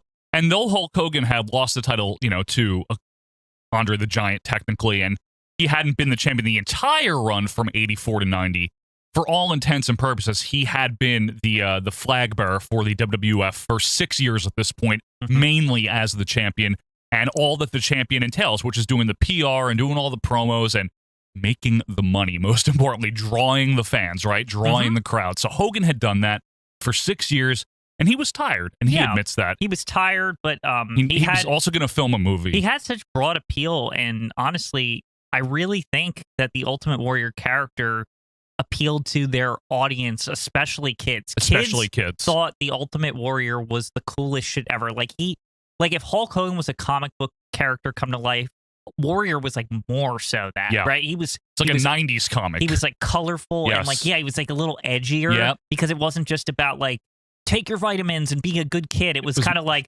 talking about take your spaceship and get the hell out of here. Spaceships and blood and skulls. Yeah, and just like, weird shit. You know the Warrior. Yeah, but I mean, like to kids back then, especially if you look at the comic books in that time period, like they were getting edgier, like the X-Men or something like that. Like they were like that. Yes, they were. And this was like, this is so cool, right? Why don't we can make a ton of money off this? Yeah. So work rate aside, have good match and all that. Work rate aside, it's not a bad idea to look at the Warrior and say, well, this guy's also, very popular with the fans. Let's give him a shot as champion. And Hulk Hogan obviously was on board with that. And they had a well-done build-up, the Royal Rumble confrontation, the Saturday Night's Main Event confrontation, a few weirdness in between there, a press Earthquake conference. In the brown trunks. Don't forget. In the brown trunks, yes. And we get to WrestleMania 6. We all know about that. Warrior wins the title.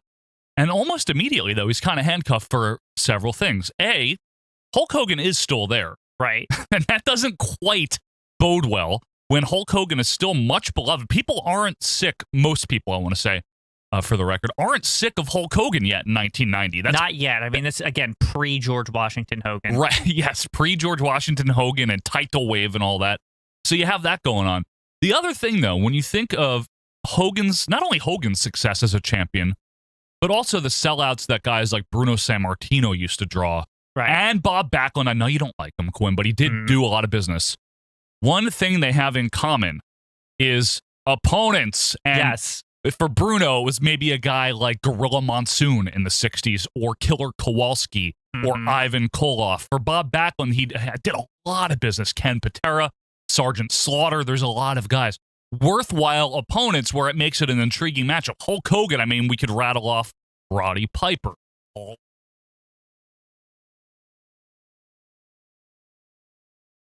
We're back. Okay. We're going to wrap it up soon. Thank you guys for being with us here. We're not going to Carvel. I never want to step foot in that place again. I don't know how she's still in business. That's a very fair question. But I never want to go there.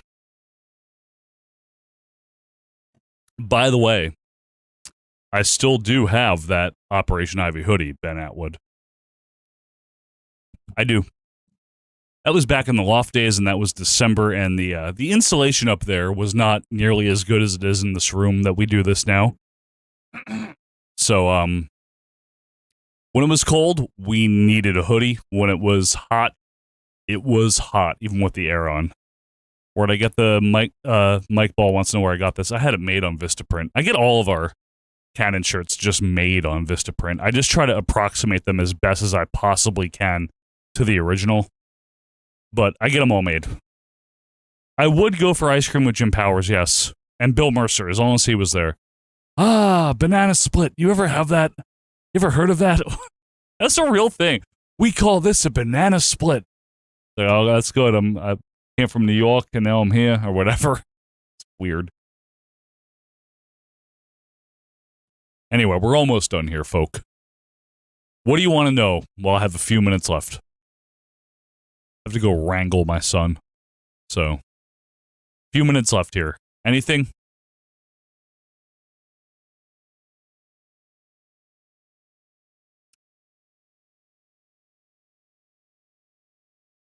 I'm not going fish and chocolate chips.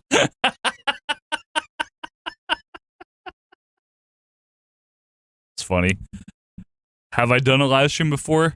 Yeah, but it apparently not since November of 24. But I have solo, and Quinn and I did in the past as well. Yes.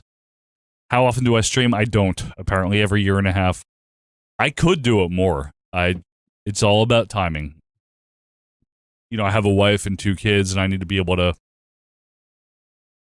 sneak that in. You know, where the time is right. Christian says you guys interviewed Mooney. Yes, Mooney. Did you ever want to do more interviews, or was Mooney a one-time thing? That's a good question, Christian. For a period of time in the very early days, sure, I would have. But I very quickly decided that's not what we do. Everyone else is doing that, and they were. You know, Mooney himself started doing it. And I was like, let's make it about us, not guest dependent. So that's all. I'm just not that interested. Everyone's been interviewed. You know what I mean? Like, what do we have to say? Jug Handles, New Jersey, how do you deal? I'm just used to them, man. Been driving for 24 years. Just used to jug handles, you know? Cloud the L, I've been watching and listening to OVP for 1.5 years or so. Would love to dual live stream with both of you. Again, we don't really do it, but you never know. Mushy peas, yes. I do not have Chris Orlando muted that I'm aware of. He's here? I like Chris. Someone else said the same thing. I don't know what's going on here. No, I like Chris. I don't have him muted. I'll have to look. No, not that I'm aware of. Chris is fine. He's a good ball buster. You know? Seriously. Yeah, you know him, right? I like Chris. I'll have to look into that. I don't know if I have the time to do it while we're doing this live, but I have zero problem with Chris Orlando. Ray Finkel, happy 4th. Thanks for doing what you do. Thank you. The only guy I'd like you to interview would be Russo. Oh my God. Hi, Chris. Next land episode of the Richer Variety. Just stay tuned, okay?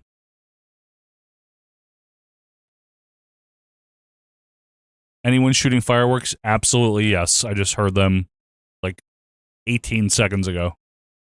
I want to look into this. Who the fuck is muted? Why would they be muted? Is it like spam filter type of thing, maybe? I don't know. I'll have to find out because I don't mute anybody. A Ray Rougeau interview would be fun. Hi, thank you for having me on your program. Oh, Chad, horror movie barbecue. Fuck. What's up, buddy? We're just about to wind this up, but I'm glad you're here.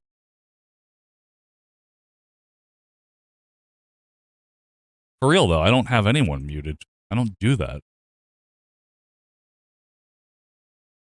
I don't know what that is. It might be some kind of like YouTube automation thing.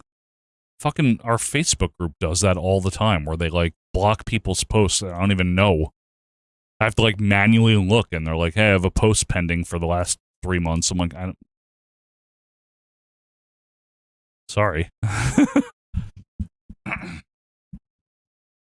Holly Dizzle, do you have a wrestling venue that you attended an event, but the venue no longer exists? For me, it was the Spectrum and the Civic Center in Philly. I don't think so. I mean, MSG I went to a bunch of times, and Quinn and I went down to Asbury Park for NXT, and I went to Quinn a few times to see ROH. I think they're all open. Christian says, my last comment I would like to say is the thing that I love most about OVP is the fact that we can post on Facebook and everything else without getting personally attacked like other groups. Yeah, well, that's what we try to do here. From the beginning, just don't be a dingus or a dunderhead. Don't be either. Madison Squares Gardens. How much did this live stream weigh? What's that feller doing in the box there, talking in the microphone? Gorilla?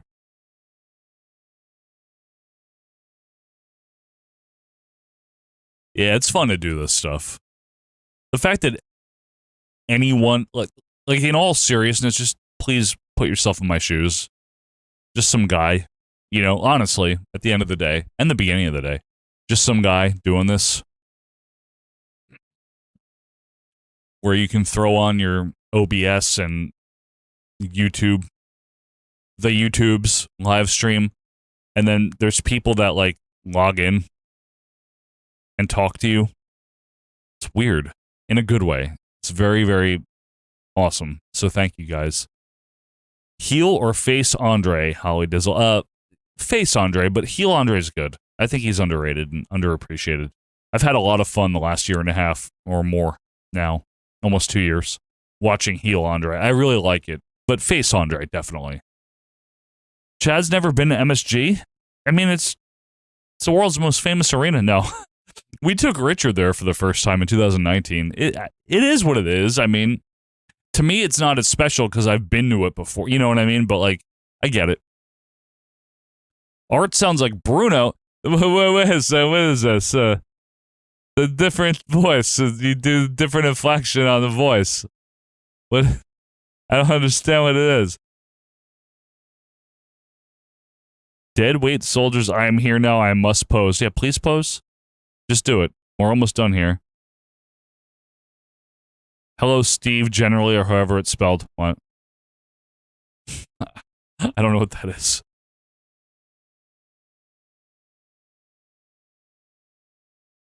Are you guys planning on any more reviews of 80s and 90s NWA, WCW shows or special episodes?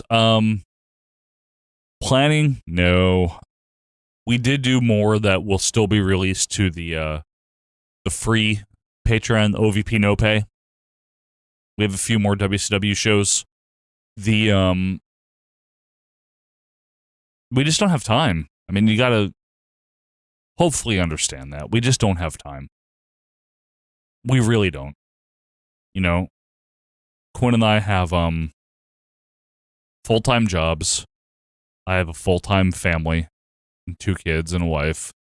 And to be able to sync up the way we have for the last 10 years almost is pretty remarkable. We never miss a week of the canon. You know, we double up when we need to, when we know we won't be available. We always get Canon Plus in when we say we will on the pay-per-views. There's just not time, you know? That's all. It's not about not wanting to do it. All-time favorite primetime wrestling moment? I don't know. Anytime Gorilla and Bobby make each other laugh. Also the Red Rooster thing. Also the Rude and Piper thing. From 82 to 88, do you have a favorite canon year so far? Mine is 87. Oh, that's a good question. Heavy on the existentialism 20. Sorry. I don't know. I really liked 84 and 5. I've liked them all for different reasons, but like 84 might have been one of my favorites to do like while I was doing it. because everything was changing and rapidly changing, you know, and all these new people were coming in, and you had Mean Gene and Piper and Dr. D and Paul Orndorff and Cyndi Lauper, and they flipped from Allentown to Poughkeepsie, and a lot of things were changing. I really liked 84, and I really liked the build to WrestleMania 1 in 85. But I've liked all of it so far. MSG is probably like Wrigley Field or Lambeau Field for me. It's a lot of Cubs and Packers. Yeah. MD Foster, I know who you are. Joe, I want to thank you for being a great dude both on and off the air. We do not... Oh, stop it. Very, very nice of you.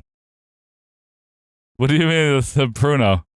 Sorry, Ian Recabani, if you're watching. I know I love you, but Brutus, not as good as Ron Bass. Correct. Gerald Rosenberg says, I've been watching 1991 WCW. It's such an underappreciated era. So much glorious crap. It's also a lot of good stuff, right? Like Dangerous Alliance and all that stuff, right? Yeah, I'm sorry. My job that, you know, I have to do to have the studio. It's important. Will we ever get the complete Police Academy movie reviews? I wish. What are you giving me stuff for there, Cop Geek? Wasn't WrestleMania 1 in a building of some kind? Yes. Oh, that's a good one, Mike Ballbase. What's your favorite podcast that isn't OVP?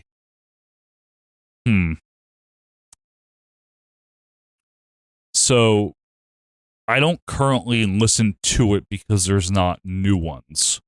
But there was an excellent Beatles podcast called Nothing Is Real by these two Irish guys that ran for a really long time. I want to say 2018 or 19 until a year or two ago, maybe two years ago. And it was a great, great program. And the other ones, I don't listen to a lot of podcasts. I really do like Something to Wrestle. And I say that as somebody that's a fan of broadcasting and somebody that's a fan of podcasting, and I do that as like a semi-professional. I mean, honestly, right? As a part of my living, I do that. So I have an appreciation for what it takes. And I will say this. And I say this from the standpoint of not the accuracy of the words or the personality of the person or people, but from the talent it takes to put on something entertaining where it's just your voice and people want to listen to it. I think that Conrad and Bruce had a really good show. I really do. Again, step out of the wrestling bubble, but strictly from like a broadcasting point of view. Excuse me, 1 second here. Let me mute myself. Strictly from a broadcasting point of view and what it takes to make like a compelling show that people actually want to listen to, I think Conrad Thompson and Bruce Pritchard did a hell of a job. For the initial like good run of Something to Wrestle, which is basically like the first couple of years until Bruce went back, and occasionally flashes of brilliance after that. I really, really, really do think it's a good show. And so when I listen to it, I'm not so concerned with the accuracy. I don't believe that's Bruce's fidelity. I don't think he pretends it is. I just think it's a well-done program. That's all I mean. What else are we talking about here? WCW 89-91 is Chad's all-time favorite outside the NWO era. Well, okay. Favorite Yankees catcher of 1993 canon, Mike Stanley, Matt Noakes, or Jim Leyritz? I was always a Matt Noakes guy. However, like if you're looking strictly on what they did for the team, Mike Stanley in 93, definitely. He batted like 3-0. Didn't he bat like 300 or something like that? I think he did. 26 taters. Jim Leyritz, though, definitely the most clutch out of those three. Yes, the Rockers do feud with the Fabulous Rougeaus over theme music in 89. We get that. Who's Steve? Oh, Steve Gennarelli. I got you. I'm sorry. Yes, you're right. Steve Gennarelli is our elder statesman, the big Bruno fan. I just do that to rib him. He's probably not that old. He's probably like 50-something, doing it to mess with him. Holly Dizzle, ever met a wrestling personality who disappointed you? The only one that I could think of for me is Bubba Ray. Well, duh. No, I don't want him. No. MD Foster, been to MSG for once for a Mania and once for a Hall of Fame. It's an experience. Choked me out. Yeah. Deadlock, everything over wrestling, both good. Blah, blah, blah. Wrestling over there.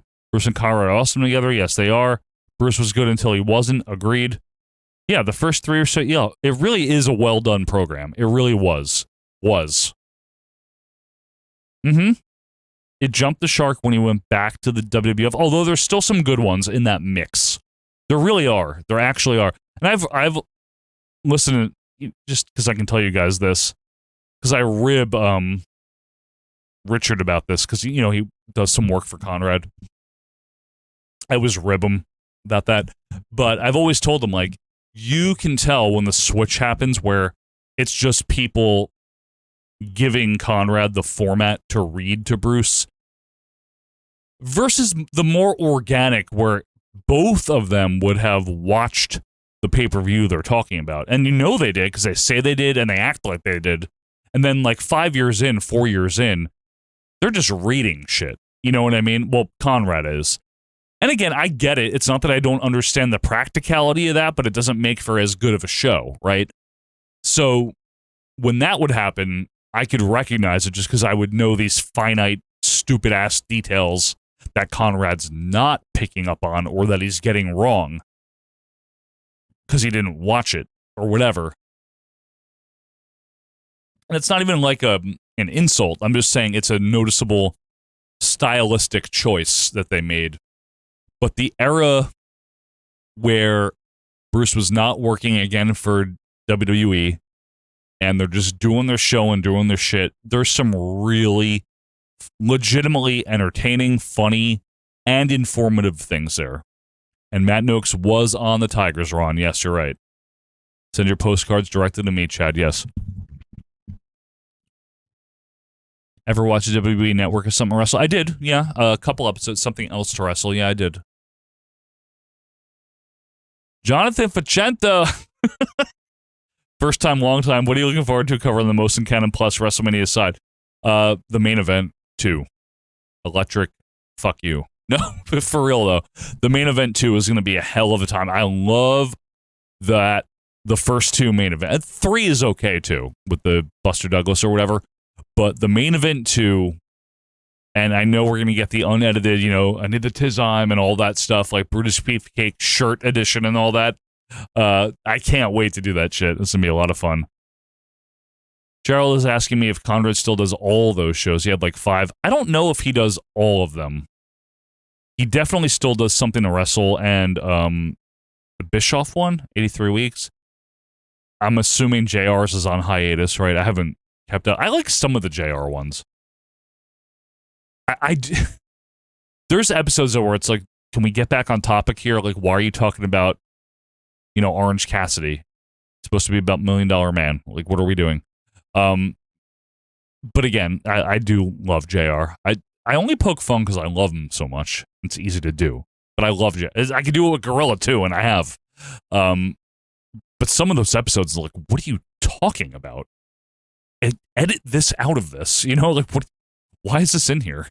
Anyway, Mike Ballbase. Did I ever listen to 605 Super? No, I've heard of it, though. I've never listened to it. I don't even remember who does it. Who does that? I should know. I just can't remember. It's not Brian Last, is it? Who does that one? I know what it is. Like, I've heard of it. I know what they do, but I don't. Not Bix, right? Is it Brian Last? Is it Bix? Who is it? Oh, yeah. What happened when? He still does that. Yeah. Live After Dynamite. Yeah. We are close to 1 year away from the crappy Duggan Bossman match. Well, now I'm going to mute my first ever person, Christian Ouellette. Let me just. No, I'm just kidding. It's a good match, Christian. Stop it.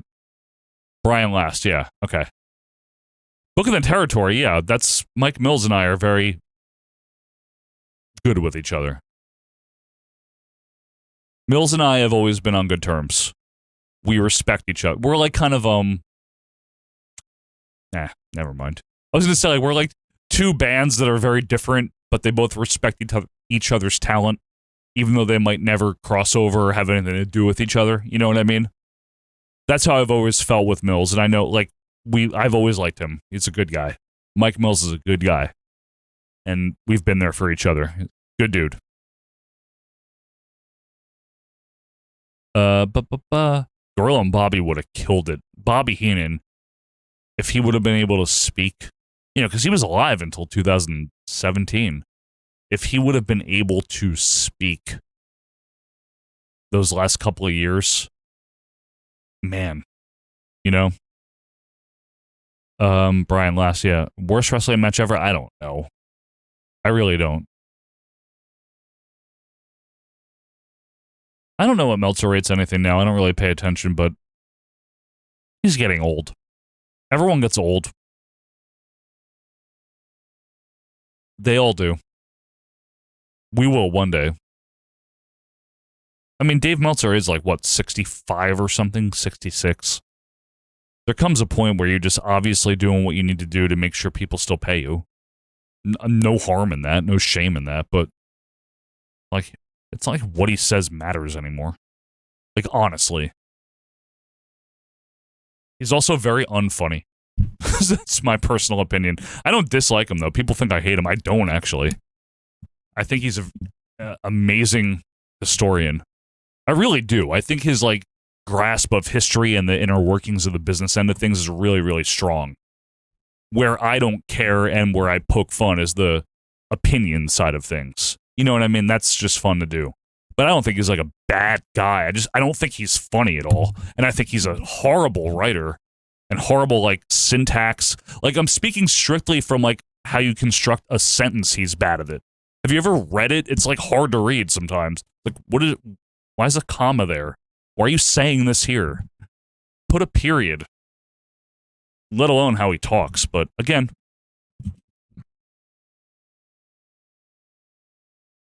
keep pushing what, Ryan? What are you asking for? Oh, putting out the incredible content. We're trying our best. I would not have booked Ron Bass to win a championship, no. I just think that he was underappreciated in the WWF. Yeah. Yeah, Meltzer, yeah, with Russo and the writing and speaking, yeah. I mean, it's true. Again, I'm just speaking strictly from a syntax point of view, a mechanical point of view. Dave Meltzer's writing is awful. It really is. It's awful. It's just terrible. Nothing to do with what he means by what he says, but the way he says it is just hard to read. And the way he says it is hard to listen to. That's all. That's all I've ever poked fun at, really. And his Boss Man Duggan rating is terrible. Manch. Other than that, he's fine with me. I don't ascribe to the idea that he just makes stuff up. That's a Bruce Pritchard thing. He doesn't just make stuff up. He does speculate, but it's clear when he is speculating. You know what I mean? He's not literally just making shit up for the sake of it. Other people did do that. He was always kind of a cut above in that regard. He really did report what he was told. Now, if what he was told was bullshit, sorry, but that's still the case. And he might be misfed information or fed bad information. But I don't believe he's ever just for the sake of it made something up. That I don't. I think he's literally been misled or has actually speculated and it's been clear, but people overlook that. Mushroom Jones, hi. Did not listen to Fully Loaded yet today, but you and Quinn bring such a fun aspect to 2 eras of WWFE that is sorely missing from the podcast space. Thank you. That was always kind of the idea. That really was. Chad says, I actually kind of respect Dave's raw delivery, not trying to hide his flaws in them writing or broadcasting. I don't love his opinions, but that's different. I mean, okay. Doesn't make for an easy listen or read, though. You know what I mean? Like, you could do that, but you could also not.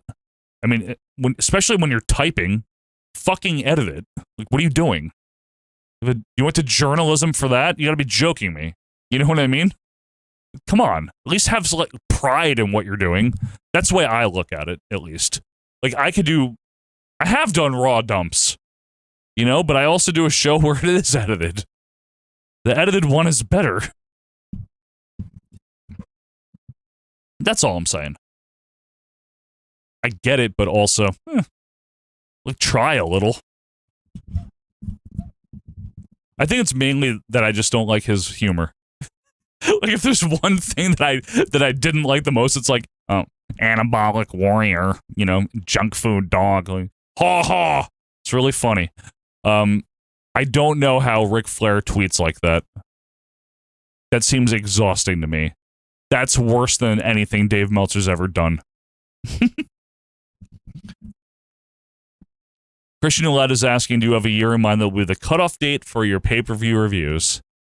Well, we got to go now. I have resolved in my own being, and with my wife, and with Quinn, that we're definitely going to at least make it to WrestleMania 17. So that's a little less than 2 years away. That is the minimum that I want to hit with the pay-per-view reviews. I have it in me. I can do that in another, 20 months or whatever it is. 21 months. I can do it. Beyond that, once we do that, I don't know. Once we hit WrestleMania 17, I don't know if I will want to. I won't know this until we get there. If I want to keep going, if I will want to switch to like a live review format where we just watch them live, like the canon basically, just to cut down on having to do this. The editing sessions and the recording sessions and the watching sessions and the noting sessions. Or if maybe we'll want to switch over to an NWA canon and start with Starrcade 83 and then do 84, and do that. I don't know yet. It's too early to tell. But the absolute earliest that I wanted to stop the pay-per-view reviews was WrestleMania 17, yeah. I've resolved already. Like, we're finishing 99, we're doing all of 2000. I'm already planning on that. And yes, Saturday Night's Main Event was fucking ass this past week, yes. That is true that it was confusing. Dave said Rick Rude's body was nothing special. It really is, though. Mike Ballbase wants to know if Sid had stayed in 92, how would you have booked him? Keep him a heel, turned him, and feuded him with Flair. Kept him a heel throughout the summer and probably feuded him with Flair. Yeah, after that. AI Joe and Quinn coming to feud. No. Well, I thought of it like this, right? If we stopped the pay-per-view review series and we switched it to something else in April of 28, we'd be in like the fall of 1990 in the regular canon. So to me, it's like, well, I don't want to stop doing that. That's a weird stopping point. I want to at least get to the first episode of Raw, and then it's full circle, right? But I don't know yet. I just honestly don't know, but we're going to continue on as we've been going until WrestleMania 17 at the very earliest. I'm not saying that's the stopping point. I'm saying that's the minimum. Unless I have like a breakdown and can't handle this anymore. But the way you guys just are so supportive and helpful and kind really makes it easy on me. So thank you. And honestly, if anyone can't comment on this, I seriously don't know why. And I will look into that because that's bothers me. Because I don't block people or whatever the hell it is. I don't even know what it is. I don't do that. You know what I mean? I really don't. So please let me know if you're one of those people. Okay? And Gerald, tell Chris Orlando that I have no idea what the problem is. I like him. He's a ball buster, but so am I. So it really doesn't bother me. Thank you, Chad. I appreciate that.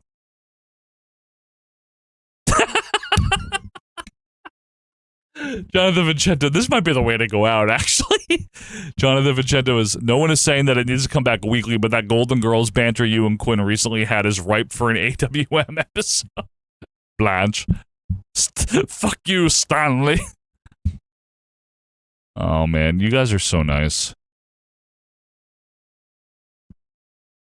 Favorite Valiant, obviously Johnny V. Serious one, is there a random Foundation, Brett, Rocker, Shawn match in our future? I don't know. Is there? In 89. He can hear me, but I'm sorry, I don't know what's going on, Gerald. Please tell him that. I honestly, legitimately don't know. Oh, $140. It wasn't announced, Jason. That was the point. I did it as just a little bit of an experiment because it was 4th of July and stuff. We're almost done, but you can watch it. I have to go. I'm going to get accosted when I'm done with this. In a nice way. The actual, like, the real hero, the real MVP of OVP has been my wife, who was already married to me for 5 years when we started this 10 years ago. And we didn't even have our first child yet when we started the show. In fact, I think she was only about 2 months pregnant when we started. A month and change. And she's always been so supportive and so kind and so loving about it. And I did bring my youngest son on once. Yes, I did. Who's 3 now. Now, obviously, my wife understands. Stop it, Jason. Stop it. My wife understands the extra money that comes in, and she appreciates that. That's due to you guys and people like you that like us so much. But yeah, she's been the true blue MVP, honestly, of this show. Doesn't watch wrestling, but knows what I do, you know, and yeah, 15 years coming up in August for the two of us, so I'm happy about that. No, there's no Heenan versus Fuji footage, unfortunately. They weren't taping Nassau by July of 91, unless they had a handheld there, but I doubt it. Yeah, maybe she should make a cameo at the very last episode. Just come on and... Didn't she have She had an audio-only cameo on something, didn't she, once? I feel like she did. I do feel like she did. Anyway, I'm going to get out of here, guys. I am so thankful that, Mrs. Joe, I'm so thankful that any of you turned up for this. Is there a chance for more Gorilla Monsoon podcast episodes? That's how I discovered you and bitched every... Thank you. All right, let me answer that. I don't know. I have to be in the right frame of mind to write those. Like, in all seriousness, yeah, thank you, Christian, on a raw cannon, right? For the Gorilla AI things, I have to be feeling funny and I have to feel like it. And I did so many of them. And I have like this personal rule about wanting to like not repeat jokes too many times and stuff like that. So it's like writing. You know, I know most people might not realize that. It's just like, oh, you're putting the AI voice. But like I have to write words for it to say. And I have to have the energy and the mental capacity to do that, you know? That's me as a writer. You know, there's no performance there. Anyway, so I don't know is the answer, but I'm not saying no. I just don't know when. It'll be random whenever it is. Guys, thank you so much. If you're on this, you probably are a patron. If you're not, in all seriousness, get a free trial if you never have. For me, it is free. It's not why I did this, but it's free. Literally go to ovpnopay.com and you can get a free trial. And it's every extra thing that we've ever done, including the latest thing that just came out, Fully Loaded 99, and Saturday Night's Main Event from November 26th. And we'll have a Royal Rumble coming out in August, and obviously it goes on from there. Give it a shot. Really. It's free if you've never done it. Just it's literally a free 1-week trial. There's not a scam or anything. I would love it if you tried that. What do you mean you like me better than Quinn? That's not nice. I mean, I'm right more than Quinn is, clearly. We already know that. I mean, obviously. Nah, I couldn't do this without Quinn. I mean, I guess I could do this without Quinn, but I couldn't do the show without Quinn. Yeah, first taste is free, all right? Give it a taste. Thank you, guys. Seriously, I really appreciate you. I wouldn't be able to do this without you. Quinn is bad t-shirts. Don't do that. Although his V-necks are bad. No. Thank you, guys. We'll see you on the Cannon on Friday, December 12th. Week 2 from the Cow Palace. Oh. Until then, this is Joe Murata. There's nobody over there. No camera over there. What the hell's going on? No, seriously. Thank you, and I'll see you next time.